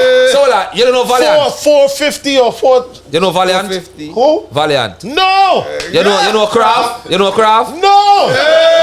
You know Malidan? You had to sing the song. No. You had to sing the song. No. No power key. No And they all sound the fucking same. No, I don't know that. But listen, I have an appreciation for it because it still sounds wicked, and the way how they connect their words, they're fucking talented. Whoever those names are, they're good. You know Duns Check? Huh? Duns Check. No, Bones checking. I'm gonna come and make my skull upset. no. And here's the reason. Here's the reason. Dancehall at City here. Right. So I'm not in the more garrison clubs like I used to. So I'm more in the commercial thing. I'm engulfed in hip hop now and everything. So I don't flex like how I used to. That's one. The other thing, I don't DJ. I don't work with a DJ. So even when I'm working with a DJ, I could see who sings what songs. I mean, I'll hear things and be like, yeah, let's download that. So I'm not in that kind of a realm. So I can tell you about certain songs, but I just don't know who sings it. So that's what my problem is. Okay. And I do like the songs. I ain't gonna lie to tell you. They connect well, they sound good, but a lot of them sound alike right now. And then the problem with it is just they're all talking about the same That's why thing. it sounded like same topic. They're all talking about the sixpence and like they're all talking about the same thing. But I mean, Papa Kid, all right. But I mean, you have to be careful. We have to be careful what we are saying, because remember now, when we are listening to certain reggae artists in our days, our people them before, I probably do the same thing what we are doing now. The younger generation now, probably I eat for them ears, I eat them catch. I understand that, but so we can't really say. No, I understand that. Any Jamaican artist back then that was doing the gun songs, I can name 5 of them girl songs. Exactly. Or reality At songs. least 5. Listen, Or reality songs. reality songs. Who's doing a gunman song and a reality song now? The Buju, the Bounty Killer. Yeah. They had Yeah, them. but most of the new artists them now, them have girl song too. Yeah, like I want No, to girl yeah. song too. What is a girl song? I want to rape Eh? you. They spitting in the gal throat. Yeah, they're raping them. It's rape music. That's all I see. Yeah, that's not sexy. That's not romantic. That's not like, yo, I want to give my riches to you. I want to fall into your arms. Yeah, we gonna, when we amongst the, it's gonna be like, but we have an appreciation for that, bro. We come from that. True. You know what I'm saying? Sometimes I fuck. Sometimes I make love. I don't just always fuck. Okay, So why am I gonna? You know what I'm saying? All right, so 100% then. I'd say we have 100% at the top here, so. Okay, where you put dancehall and where you put Afrobeat? What percentage? Fuck Afrobeats. I'm dancehall all day. Yeah. You know what I'm saying? So in comparison to Afrobeats, fuck Afrobeats. It's a fad to me. But it's needed. That's all I'm saying. I'm not even trying to compare them. It's needed. You know what I'm saying? That's all. It's needed. If now, people decide, Jamaican artists, reggae artists decide to put energies into that, then they'll flush them out. You know what I'm saying? They'll flush them out. But because I don't give a fuck about Burna Boy and all that shit. I think some of these Afrobeat artists see themselves as dancehall artists. Yeah, They do. They do. They A lot of them do. do. For real, it's so right. A lot of them do. Flex And like them them. imitate Jamaica so much. Them imitate Jamaica Yes, so much. the It's like- world. Even Burna Boy himself. The world imitates Jamaica. Like I listened to Burna Boy album, and one of my favorite songs is Kilometer. And that is straight dancehall. That is straight dancehall. Like, for real. Yeah, I don't care about none of them. I listen to it. I enjoy it for the moment. But you will never get. I shouldn't say never, but I have no interest in permanently making any Afrobeat artists like how I would view Sizzla. Like I view Sizzla like a god. Yeah. Bounty, world of respect. Like, Beanie Man, those contributions and the years and the different things they've singed about and all those energies they've given us over the years, maximum respect. Like, these Afrobeats, they don't even know what the fuck half of them talking about. You know what I'm saying? Other than that it's love. Yeah. Did Nicky Jam sign Skank for real? Nicki Jam? Nicki Minaj. Which is Oh, I hope not. I hope not. That would be the worst decision he ever made in his life. Why? Because, you really don't want to have another artist sign another artist. It's not just a good, it's really not a good formula. A few can get away with it, right? A few can get away with it, and especially in the Yankee market, like the American market, it doesn't work. So you think it's not a good look for Skank? No, just the Or same way Shenseea wasn't a good look, her trying to go pop.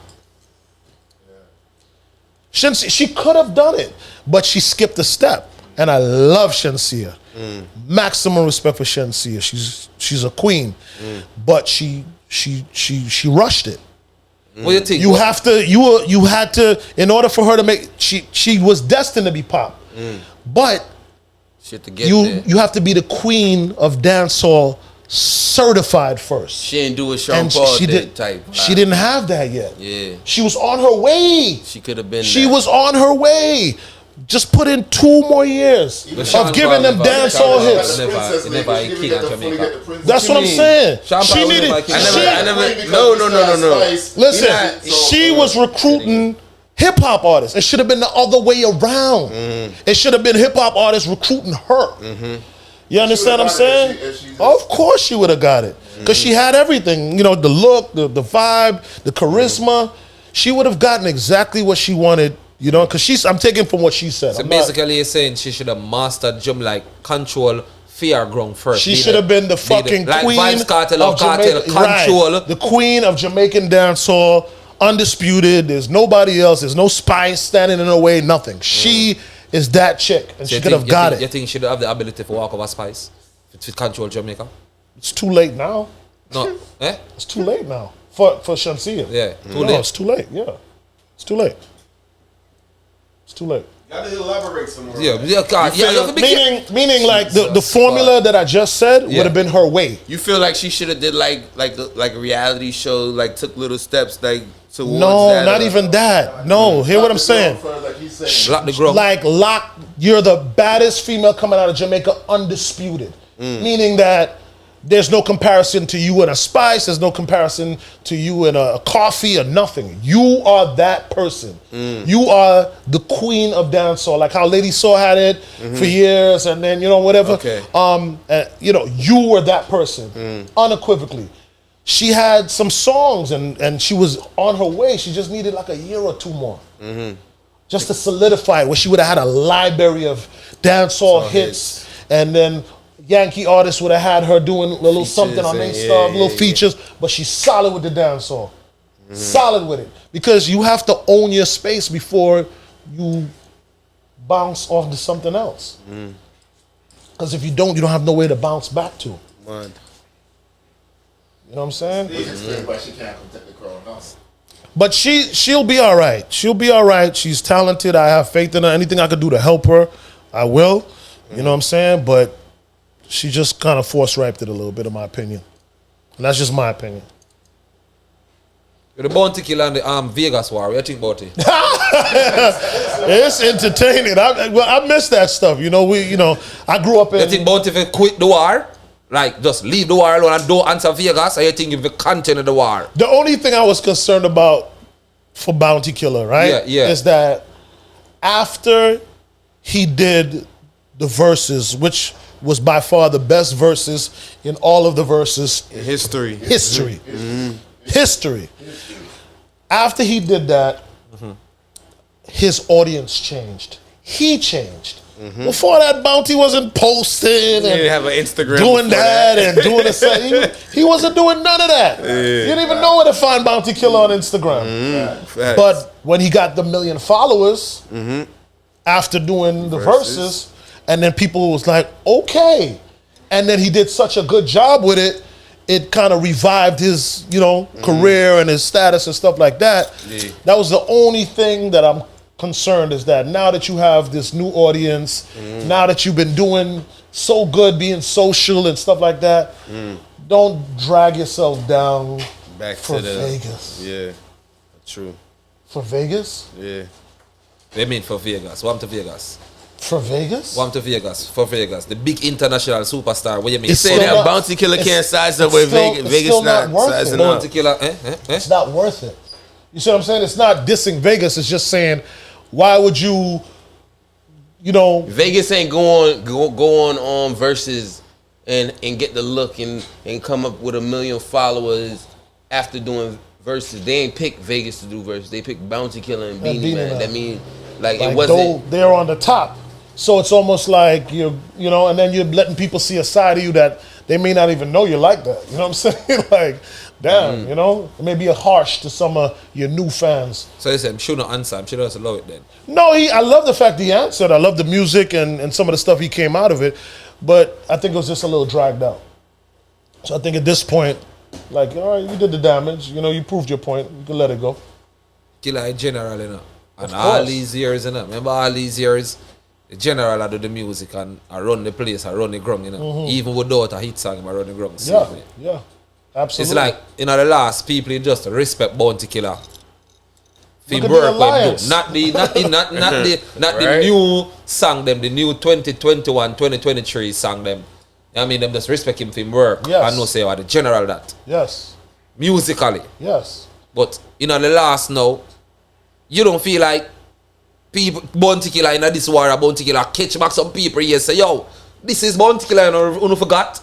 You don't think so? You don't think so? I don't, because Or actually because of Vegas him go war? both. You know, First of all, I feel like that, you know. I feel like actually because of Vegas. no, because first of all, remember, it's just like what you said. You said, remember, like in our time, maybe the people before us would have been like, what we doing is crazy. The same way how in this time, I'm looking at these artists that I can't name and like, yo, all they talking about is killing. It's a different time. You understand? So it's almost like we just want to remember Bounty as the king of dancehall in that regard. Some You people understand what I'm right now in the saying? world is looking at him as brand new. Like, this is the first time they're seeing Bounty Killer. Who is this guy? He got to continue to be that guy. If he go back to being the Bounty Killer that we know, it's like he taking himself back. Okay, so the people that I look upon him now myself. We never know a Bounty Killer, some Bounty Killer stay. They look at him as this big famous All right, dancehall icon. look what he was doing before the clash. Look Yeah. what Bounty himself was doing on his Instagram before the clash. Bounty was posting videos. Some of the videos he would put up would be his vintage videos when he would battle on Sting, because this is the history of Bounty Killer. That's what has him respected. You think I'm going to respect Bounty right now in this day and age, right now, as an 18-year-old me version of me? I'm going to respect Bounty for Clash in Vegas right now? Nope. Never. I respect Bounty for killing Ninja Man 20 years ago. I respect Bounty for going toe to toe with Beanie Man 20 years ago. That's the Bounty that we have respect for, like you said in your own words, where he doesn't even have to put out a song and he's respected as the general.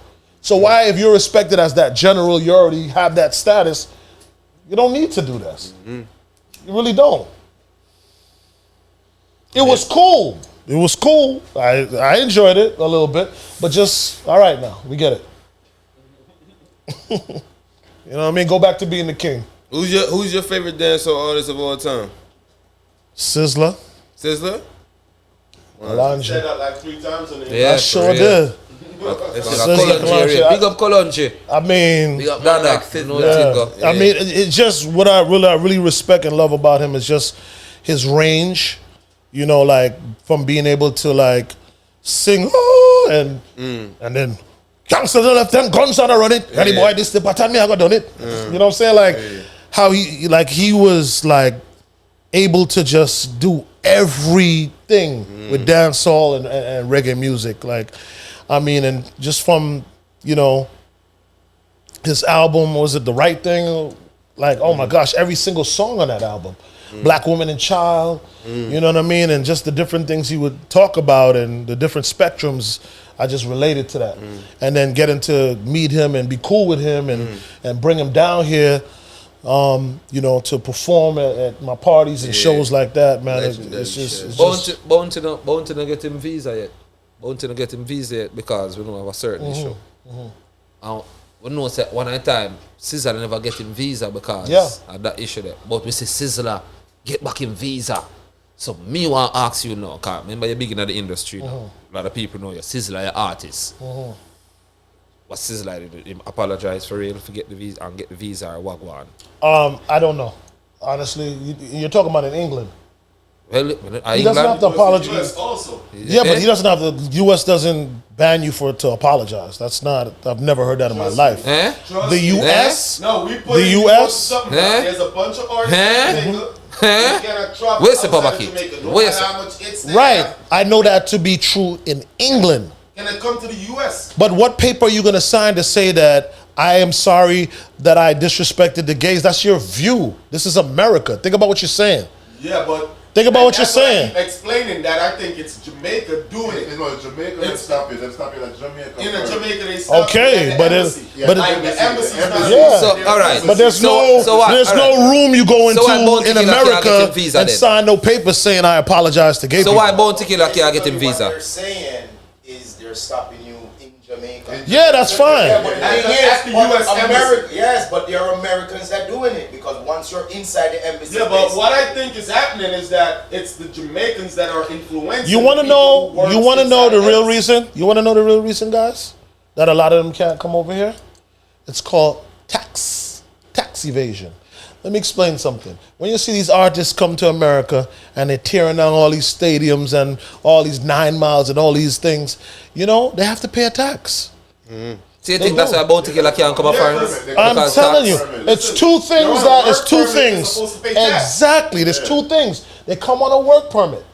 And when on a work permit, you have to pay tax. And a lot of them, they make their money, and some of them get robbed too. Not by jokes, but like by their managers and stuff, and that say they're gonna do things and don't do things, and they don't So if pay you're their all tax. right, then if you're a big artist, this doesn't make no sense. If Listen, you're a let me big explain artist, hold on something now, to you. hold Before on you now. say what you're saying, like, you know, if a girl come here from Jamaica and she's pregnant, have a kid here, don't pay the hospital bill. They're not renewing in her visa in Jamaica.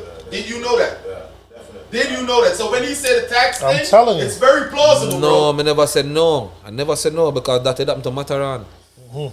But what me I say is a big artist toward the world I make money and you owe Uncle Sam some money. The tax. You're rich. Why you not pay your Uncle Sam in tax So to get a visa? I'll gladly answer that question. Yeah, more here. Because it's just like I said a little while ago. Enough of them have teeth as their manager.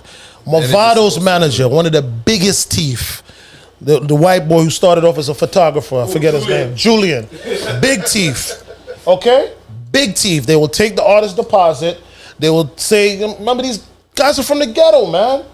Yeah, Some but of we them- talking no, about just- like Bounty Killer though. Wait. So what? He's from the But- ghetto too. Yeah, but it make money. So if you want Uncle Sam, But you hear can what I'm pay saying back. to you. Uncle All right, Sam. let me put it in terms of me and you, right? All right? I'm managing you. You're making a shitload of money, $1 million, right? Because you're from Jamaica, you don't want to be bothered, you don't know how the tax laws work. You trust me to pay your taxes. You trust me to pay your bills and do things for you. And as long as I give you your percentage of what you're supposed to get, I take my percentage and I handle your affairs. You trust me to do that. You're an artist. 90% of artists don't give a fuck. They just want to be artists. They just want to la la la, go home, fuck, la la la. They don't want to be the masters of taxes. And they don't care about that stuff. So they depend on people. I myself have to depend on somebody to handle my books. I'm too busy to sit down and add up how much I'd spent and do this and that. So I have an accountant, right? But a lot of them have accountants and managers handling their affairs. They sign paperwork for the affidavits to give them access to their bank account. And these people rob them.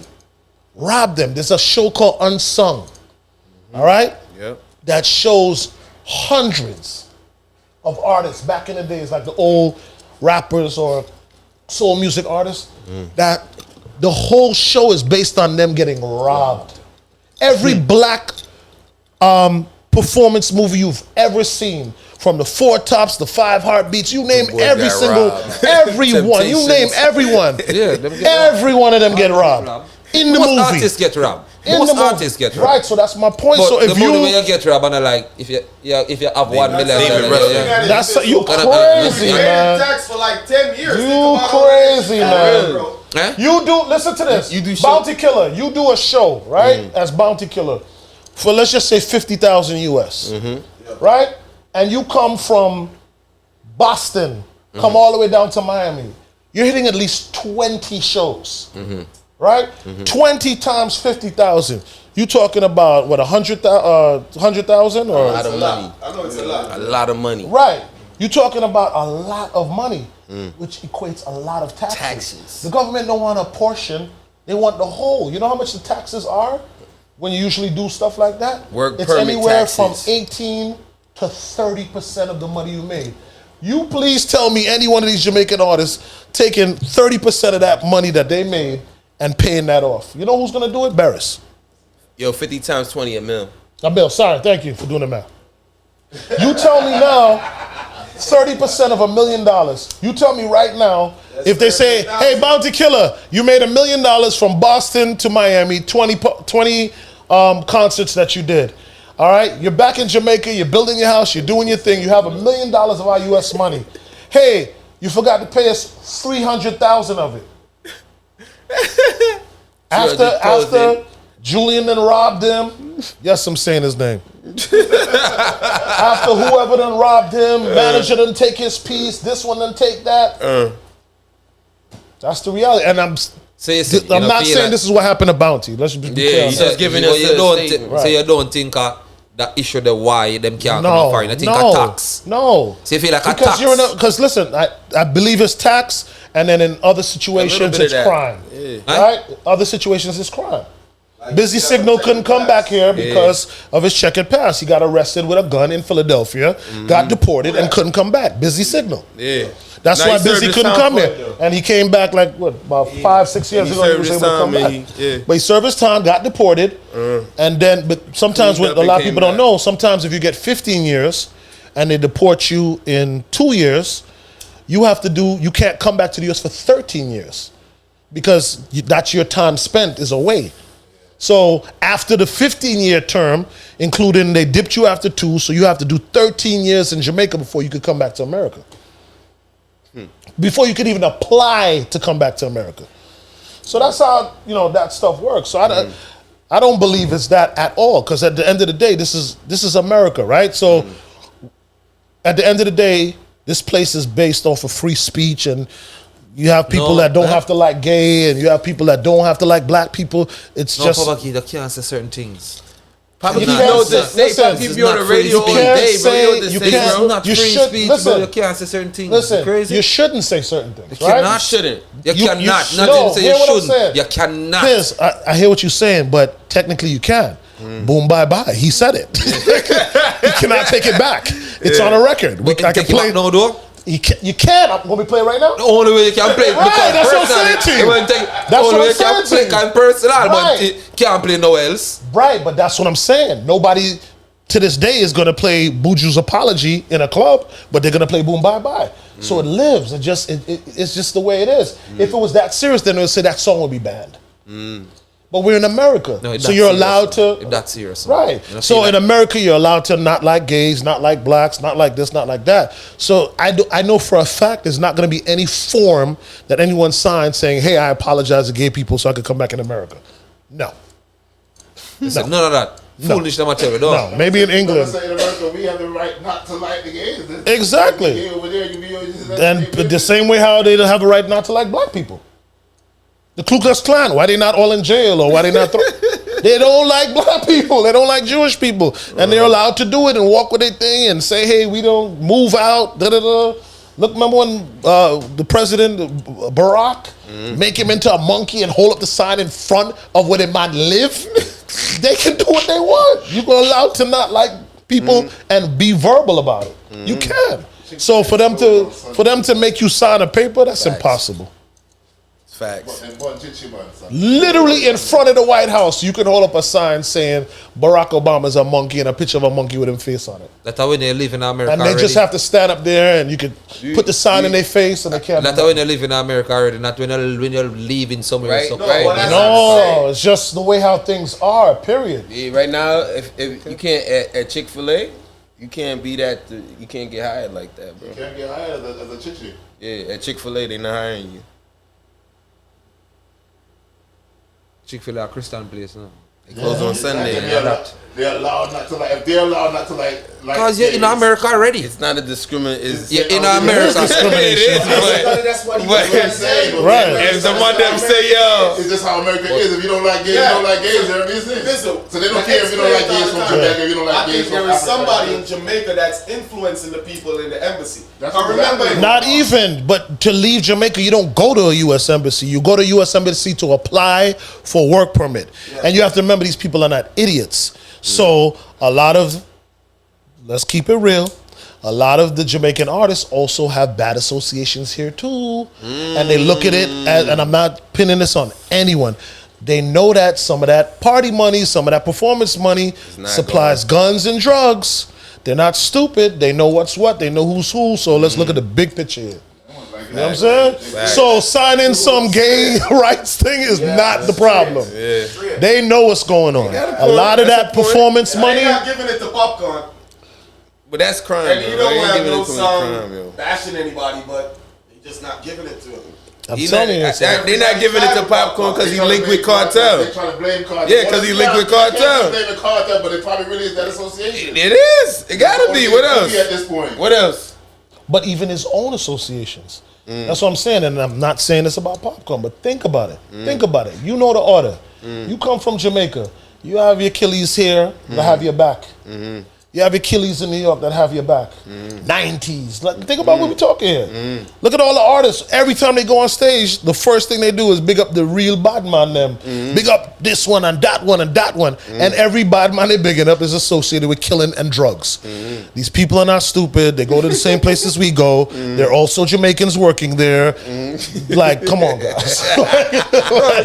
Come on. There's Jamaican FBI agents. They speak patois. They know what the songs say. This is not rocket science. You understand what I'm saying? So you think about it. An artist come down here and be like, yo, big up this one, I big up that one. That are known killers, known drug dealers. You understand? And then you know how the order is. They gotta show love. Yo, you think I got all my killers here for nothing? The dogs them hungry though. Dogs in my feet. They just cleared 50 grand. Give me a ting. And then they take that ting and flip it. Come on. It's not to say that the artist may give it to them for that reason. And I'm sure they do that too. But there's a lot that goes behind it, bro. And I just know this because I've been around, man. And I've seen it, you know? That's it. Papa Keith, who's the biggest promoter in Miami? Who is the biggest promoter in Miami for dancehall? Wait. Who gave you your biggest check? Hold on. Why you gotta say that? Y'all going around. Hold on. Who gave you your biggest check? I asked you that, bro. Come on, man. You trying to mash a little thing, dog. Come on. All these zeros? You don't gotta say that. Right now? Now you gonna let the man don't even think now. Come on, bro. You gonna let the man just say one name now. Come on. Well, I can answer both. Both, right. Give us both. The biggest check was Buttafuoco. I knew them I was gonna say Fuku, son. Yo, It was the biggest check. Like what? Like what we talking? Like what we talking? Like what was, At the time? What year we in first? Yeah, it was back in the day. It was a little something. It was when he just started Best of the Best. Maybe like the second year.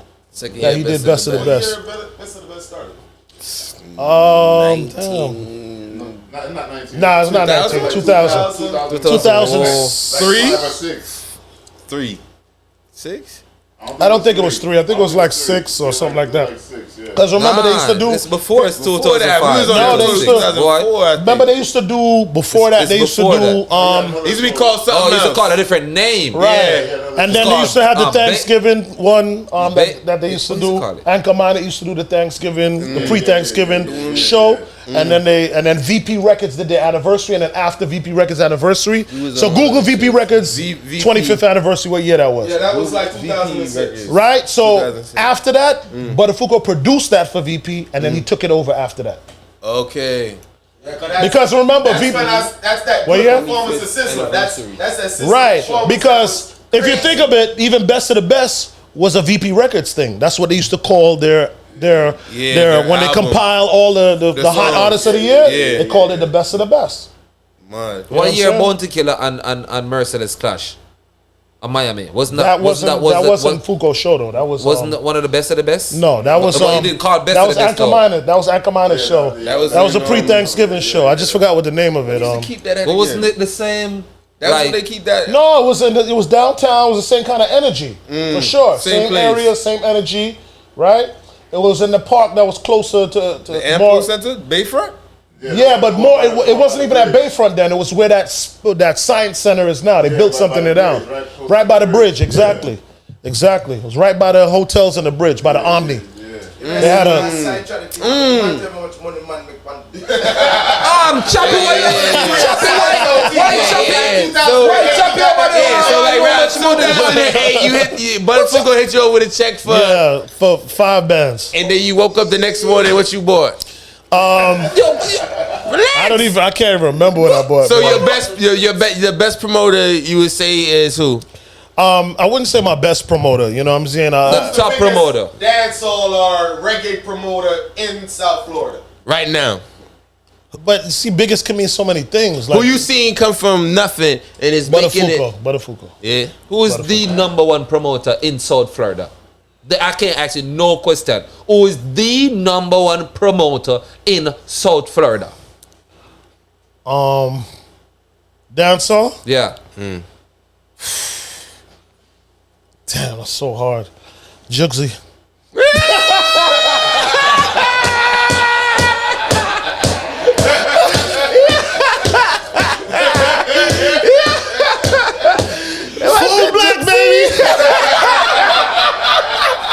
You can't miss. Oh, shit. Somebody said Juxie. That way.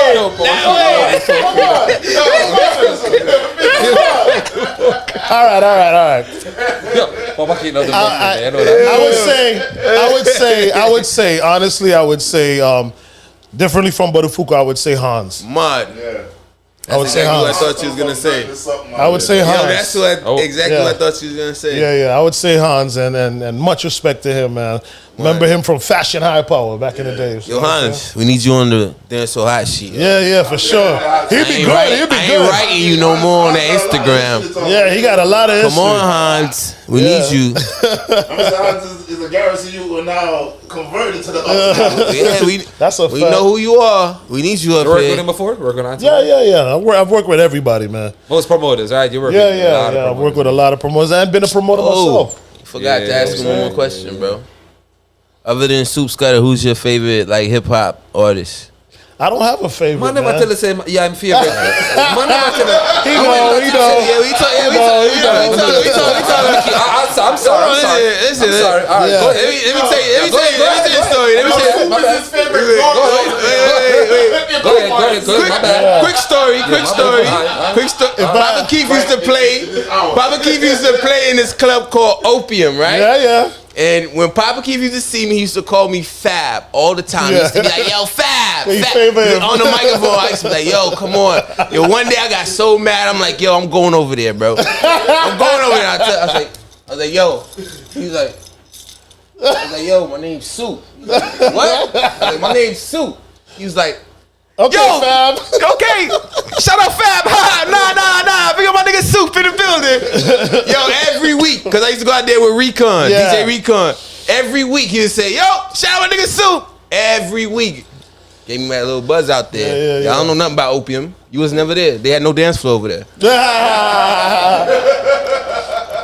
Yeah, man. But I would say, if I had to pick a favorite, I'd say Busta Rhymes. Yeah. You know what I'm saying? Because he just meant everything to me from coming from the Caribbean diaspora as a rapper. You know what I'm saying? Lil Wayne, I would say, he's still a GOAT to me, man. Lil Wayne? Lil Wayne is still a GOAT to me, man. Yeah, my name. You know, and legendary status, Biggie, you know? Who do you think had more influence, like worldwide? Tupac or Jay-Z? Oh, Tupac by far. By far. You know what? Honestly, I never thought Jay-Z was that great. I thought he was average. Wow. Just being honest. You know, he's a great businessman. Great businessman. You know what I'm saying? But as a rapper, I just thought he was average. He was like, a little above average, obviously. But, I didn't see him as like, wow, So when they not compare him to Look Away, that was bullshit for you? Yeah, for sure. Yeah, for sure. Yeah, he's more comparable with like Fat Joe or something. I rate Fat Joe. That's not funny. No, it's a fact. Fat Joe's a real rapper though, like that. And Jay-Z's a real rapper like that. Yeah, that's a good comparison though. Nah, it's funny, but it's for real. Nah, but it's for real. Yeah. Yo, But they came up around the same time. Fat Joe and Jay-Z, same time. Exactly. That's the Lil Wayne got to be compared to somebody else like in his time. And then the fact that he brought out Drake and Nicki, Yeah. you know what I'm saying? Like that says so much too. You know what I'm saying? So Bounty Killer hip hop. yeah, Alliance. you feel like he makes a bounty, or you don't feel like a Jay-Z at the bounty? No, bro. So who's Jay? I think it was. Listen, Listen, I think. managed, but Eh? he wasn't breaking them like how this man. Yo, like how he the broke way them. Wayne was putting out the artists, bro, like we didn't know these artists before Wayne. Wayne was just dropping them. That's a fact. But when he dropped gems, like we got artists from Jay-Z now. We got artists from Yeah, but none of them really survived. But none of them survived out. Like, none of them became a Drake or a Nicki. Out there. He dropped Yeah, different. he dropped Yeah, it's a different fact. kind of artists out there. Yep. He got people that lasted. And had them 12 while years he in was the still game. reigning. That's like Alliance Yeah. dropping Movado and Vibes Cartel and Wayne Idonia. Marshall, and everybody running the game. Yeah. And everybody running the game. Yep. Big time. You got anything you want to ask Papa Keith, bro? Because you over did- here holding your head. I'm surprised the battery ain't dead on the cameras. Nah. We fully funded over here. Okay. Oh man. Papa Keita dancehall artist name. What the next thing for you now? What's next for Papa? What's the Well, next thing for Papa? honestly, I've dedicated my life to service now. You know what I'm saying? Like, you know, with all the years and all the things that I've seen and survived and stuff like that, you know, I'm just on some give back. You know what I'm saying? I'm just like trying to leave this world a better place than I met it. You know what I'm saying? So right now, like I got a festival actually coming up next weekend called the People Matter Fest, where I'm doing a free. Yeah, man, I'm doing a free hip hop festival, the biggest free hip hop festival in Miami. You know what I'm saying? We got Plies headlining, we got Pleasure P and JT Money, who's a legendary hip hop artist, Ball Greasy and a bunch of other artists performing live. And it's, you know, to bring the community together against suppressing gun violence and stuff, you know? And sometimes it takes artists who talk about gun violence to be the ones to be like, yo, we could chill too. You know what I'm saying? So I think that's the miss that a lot of people make, and I'm trying to, I think I'm in a special position where I could kind of do that because I got the ear of the hip hop community and I got the ear of like the commissioners and the mayor. So I could convince them that like, yo, let me do this. Yeah. Because before, 10 years ago, you think you could have go in any mayor or commission office and say you want to keep a free hip hop concert? Yeah. Anywhere? N.O. The first thing they think is trample, shootout, this, that, you know what I'm saying? And you see it happens in other places. You know, but fortunately, we deal with it on a level of like we come here for peace and we governing ourselves accordingly. You know what I'm saying? Like I'm coming to you like, hey, I'm doing this for you. You know what I'm saying? So this should be like our Rolling Loud in a sense. You know what I mean? Where like this is where we come together and we have fun. And because if you think about it, what platforms do these artists have? I'm gonna tell you a true story. You know, the City Girls. I've heard this from other artists, but I'm gonna give the City Girls an example. So Young Miami from the City Girls, I interviewed her after she did the People Matter Fest with me one year. And she was like, yo, you know, how she was saying how she really enjoyed being able to do the show. And I said, well, what was so amazing about it? She was like, that's the first time my grandmother ever seen me perform.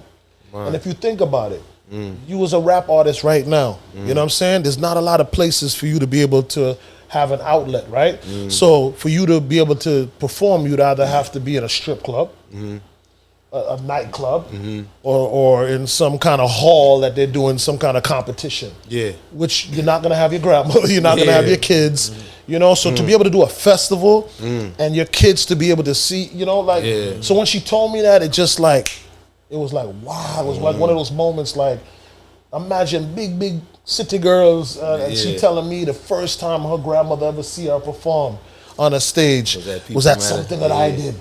You know what I mean? It was at People Matter Fest. Man, that, you know, so I always keep that in mind now. And, you know, so it's all free, all ages. You know, all we ask is everybody just come in peace and respect the 24-hour ceasefire. Where we ask for no gun violence 24 hours before the end of the festival. We've done it 4 times in a row. You know what I'm saying? Where we had no gun violence, so we hoping to do a 5th one next Saturday. I would just your hats off. I mean, respect for what you're doing in the dancehall, because he's not from Jamaica. Right. You know what I mean? Being in the hip hop world too. You still also carry dancehall with you everywhere you go. Some officer respect for that. Got a lot of radio DJs that's big in the hip hop world. They ain't looking at us, bro. They don't want to see we. But you still bring we. Anyway you go. So I appreciate that. Respect. And thank you, Pizzle, a lot, because that means a lot from me hearing it from someone like you, who I know Respect you for live, that, eat, sleep, man. drink dancehall. You know what I'm saying? From I met you. And you know what? It's finally good to see your teeth too, because I remember when I would first meet Pizzle, man, like I was like, yo, he looks like he would kill everybody, but he's dancing.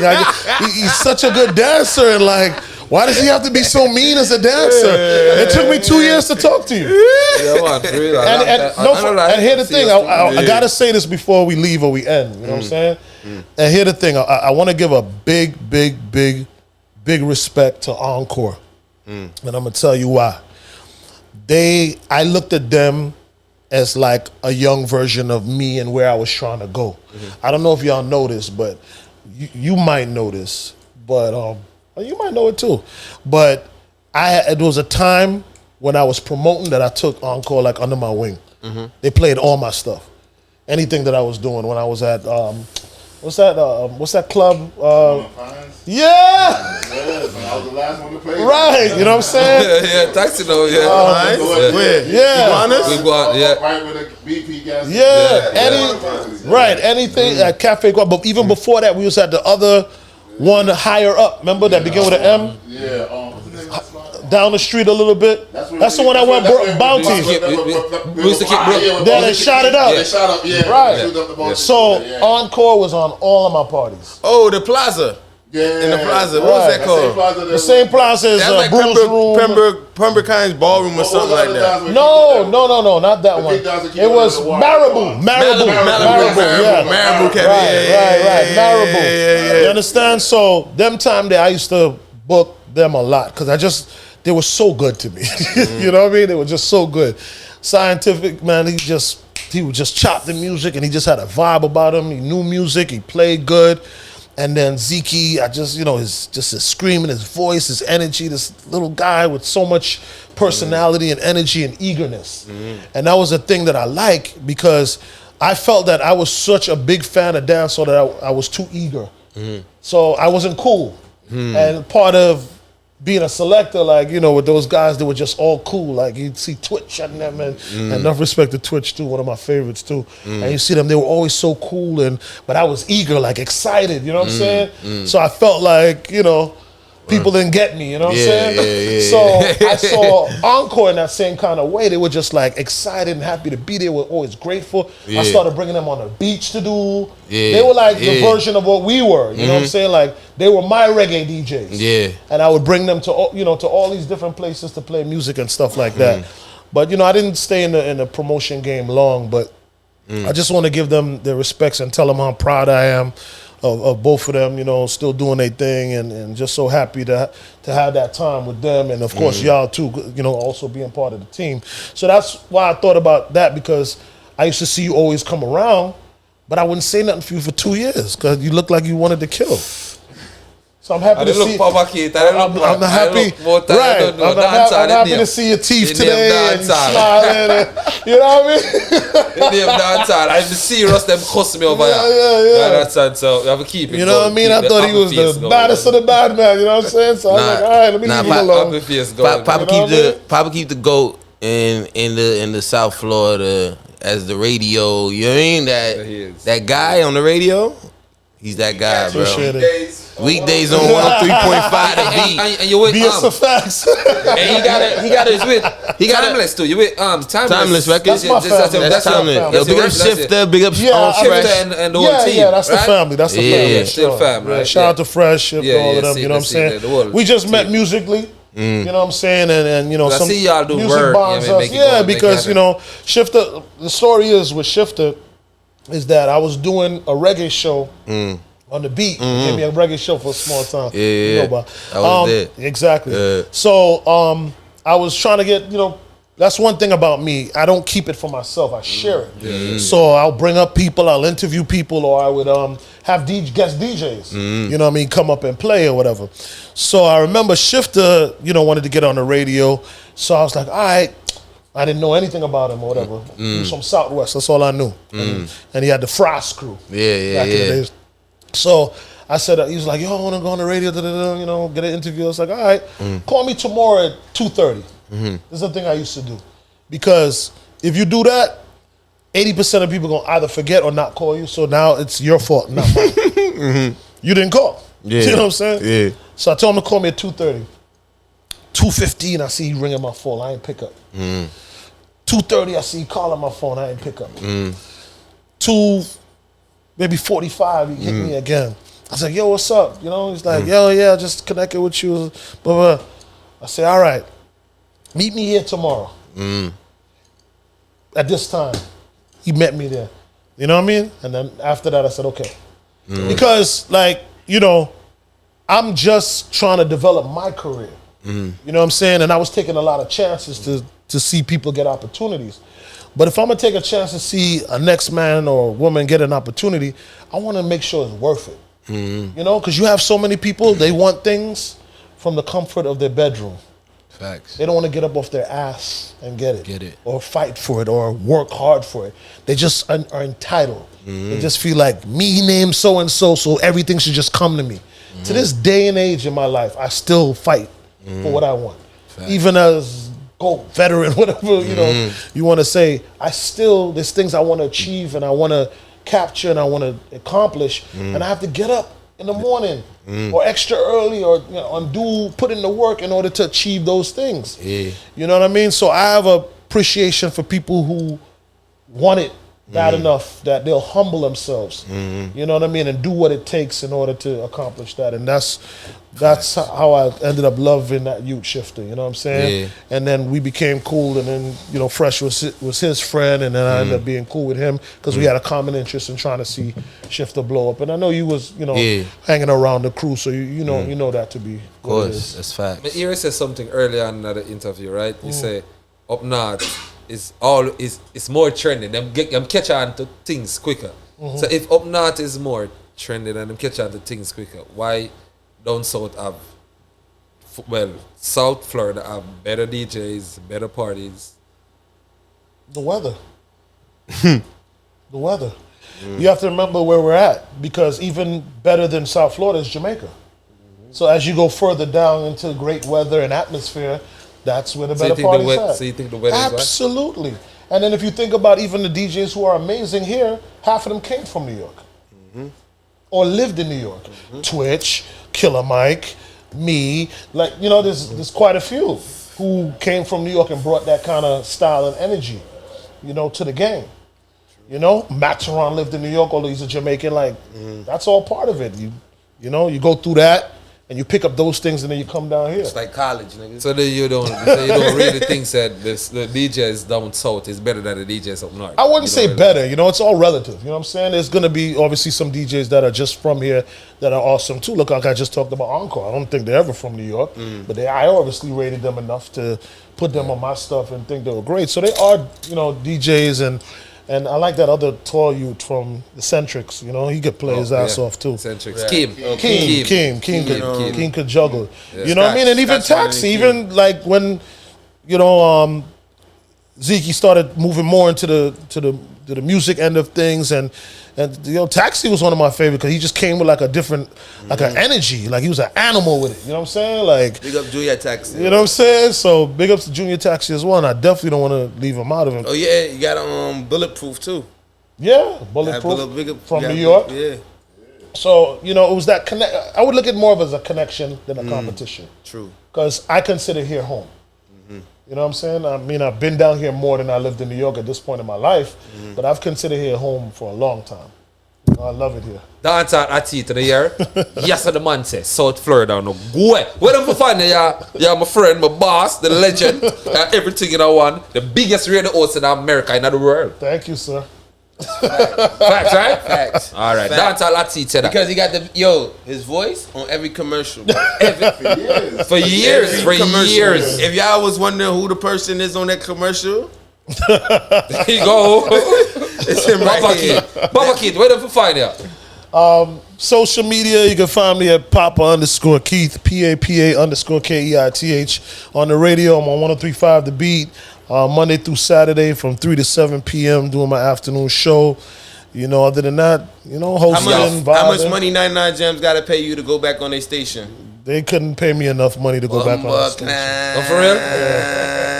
You serious? Yeah. You don't know them? Not so much. We never asked the question before. I did. I'm just saying, like I'm home where I'm at. Home. And if I gotta leave there, I'll retire. That's it. 103.5 The Beat, nigga. 3.5 The Beat. Dancehall at seat. Don't forget, me and Pizzle gotta go on Famous on Fridays or something like that. Yeah, that'd be amazing. He was on Hot Seat, so we gotta go over there on The Beat. We found out whatever.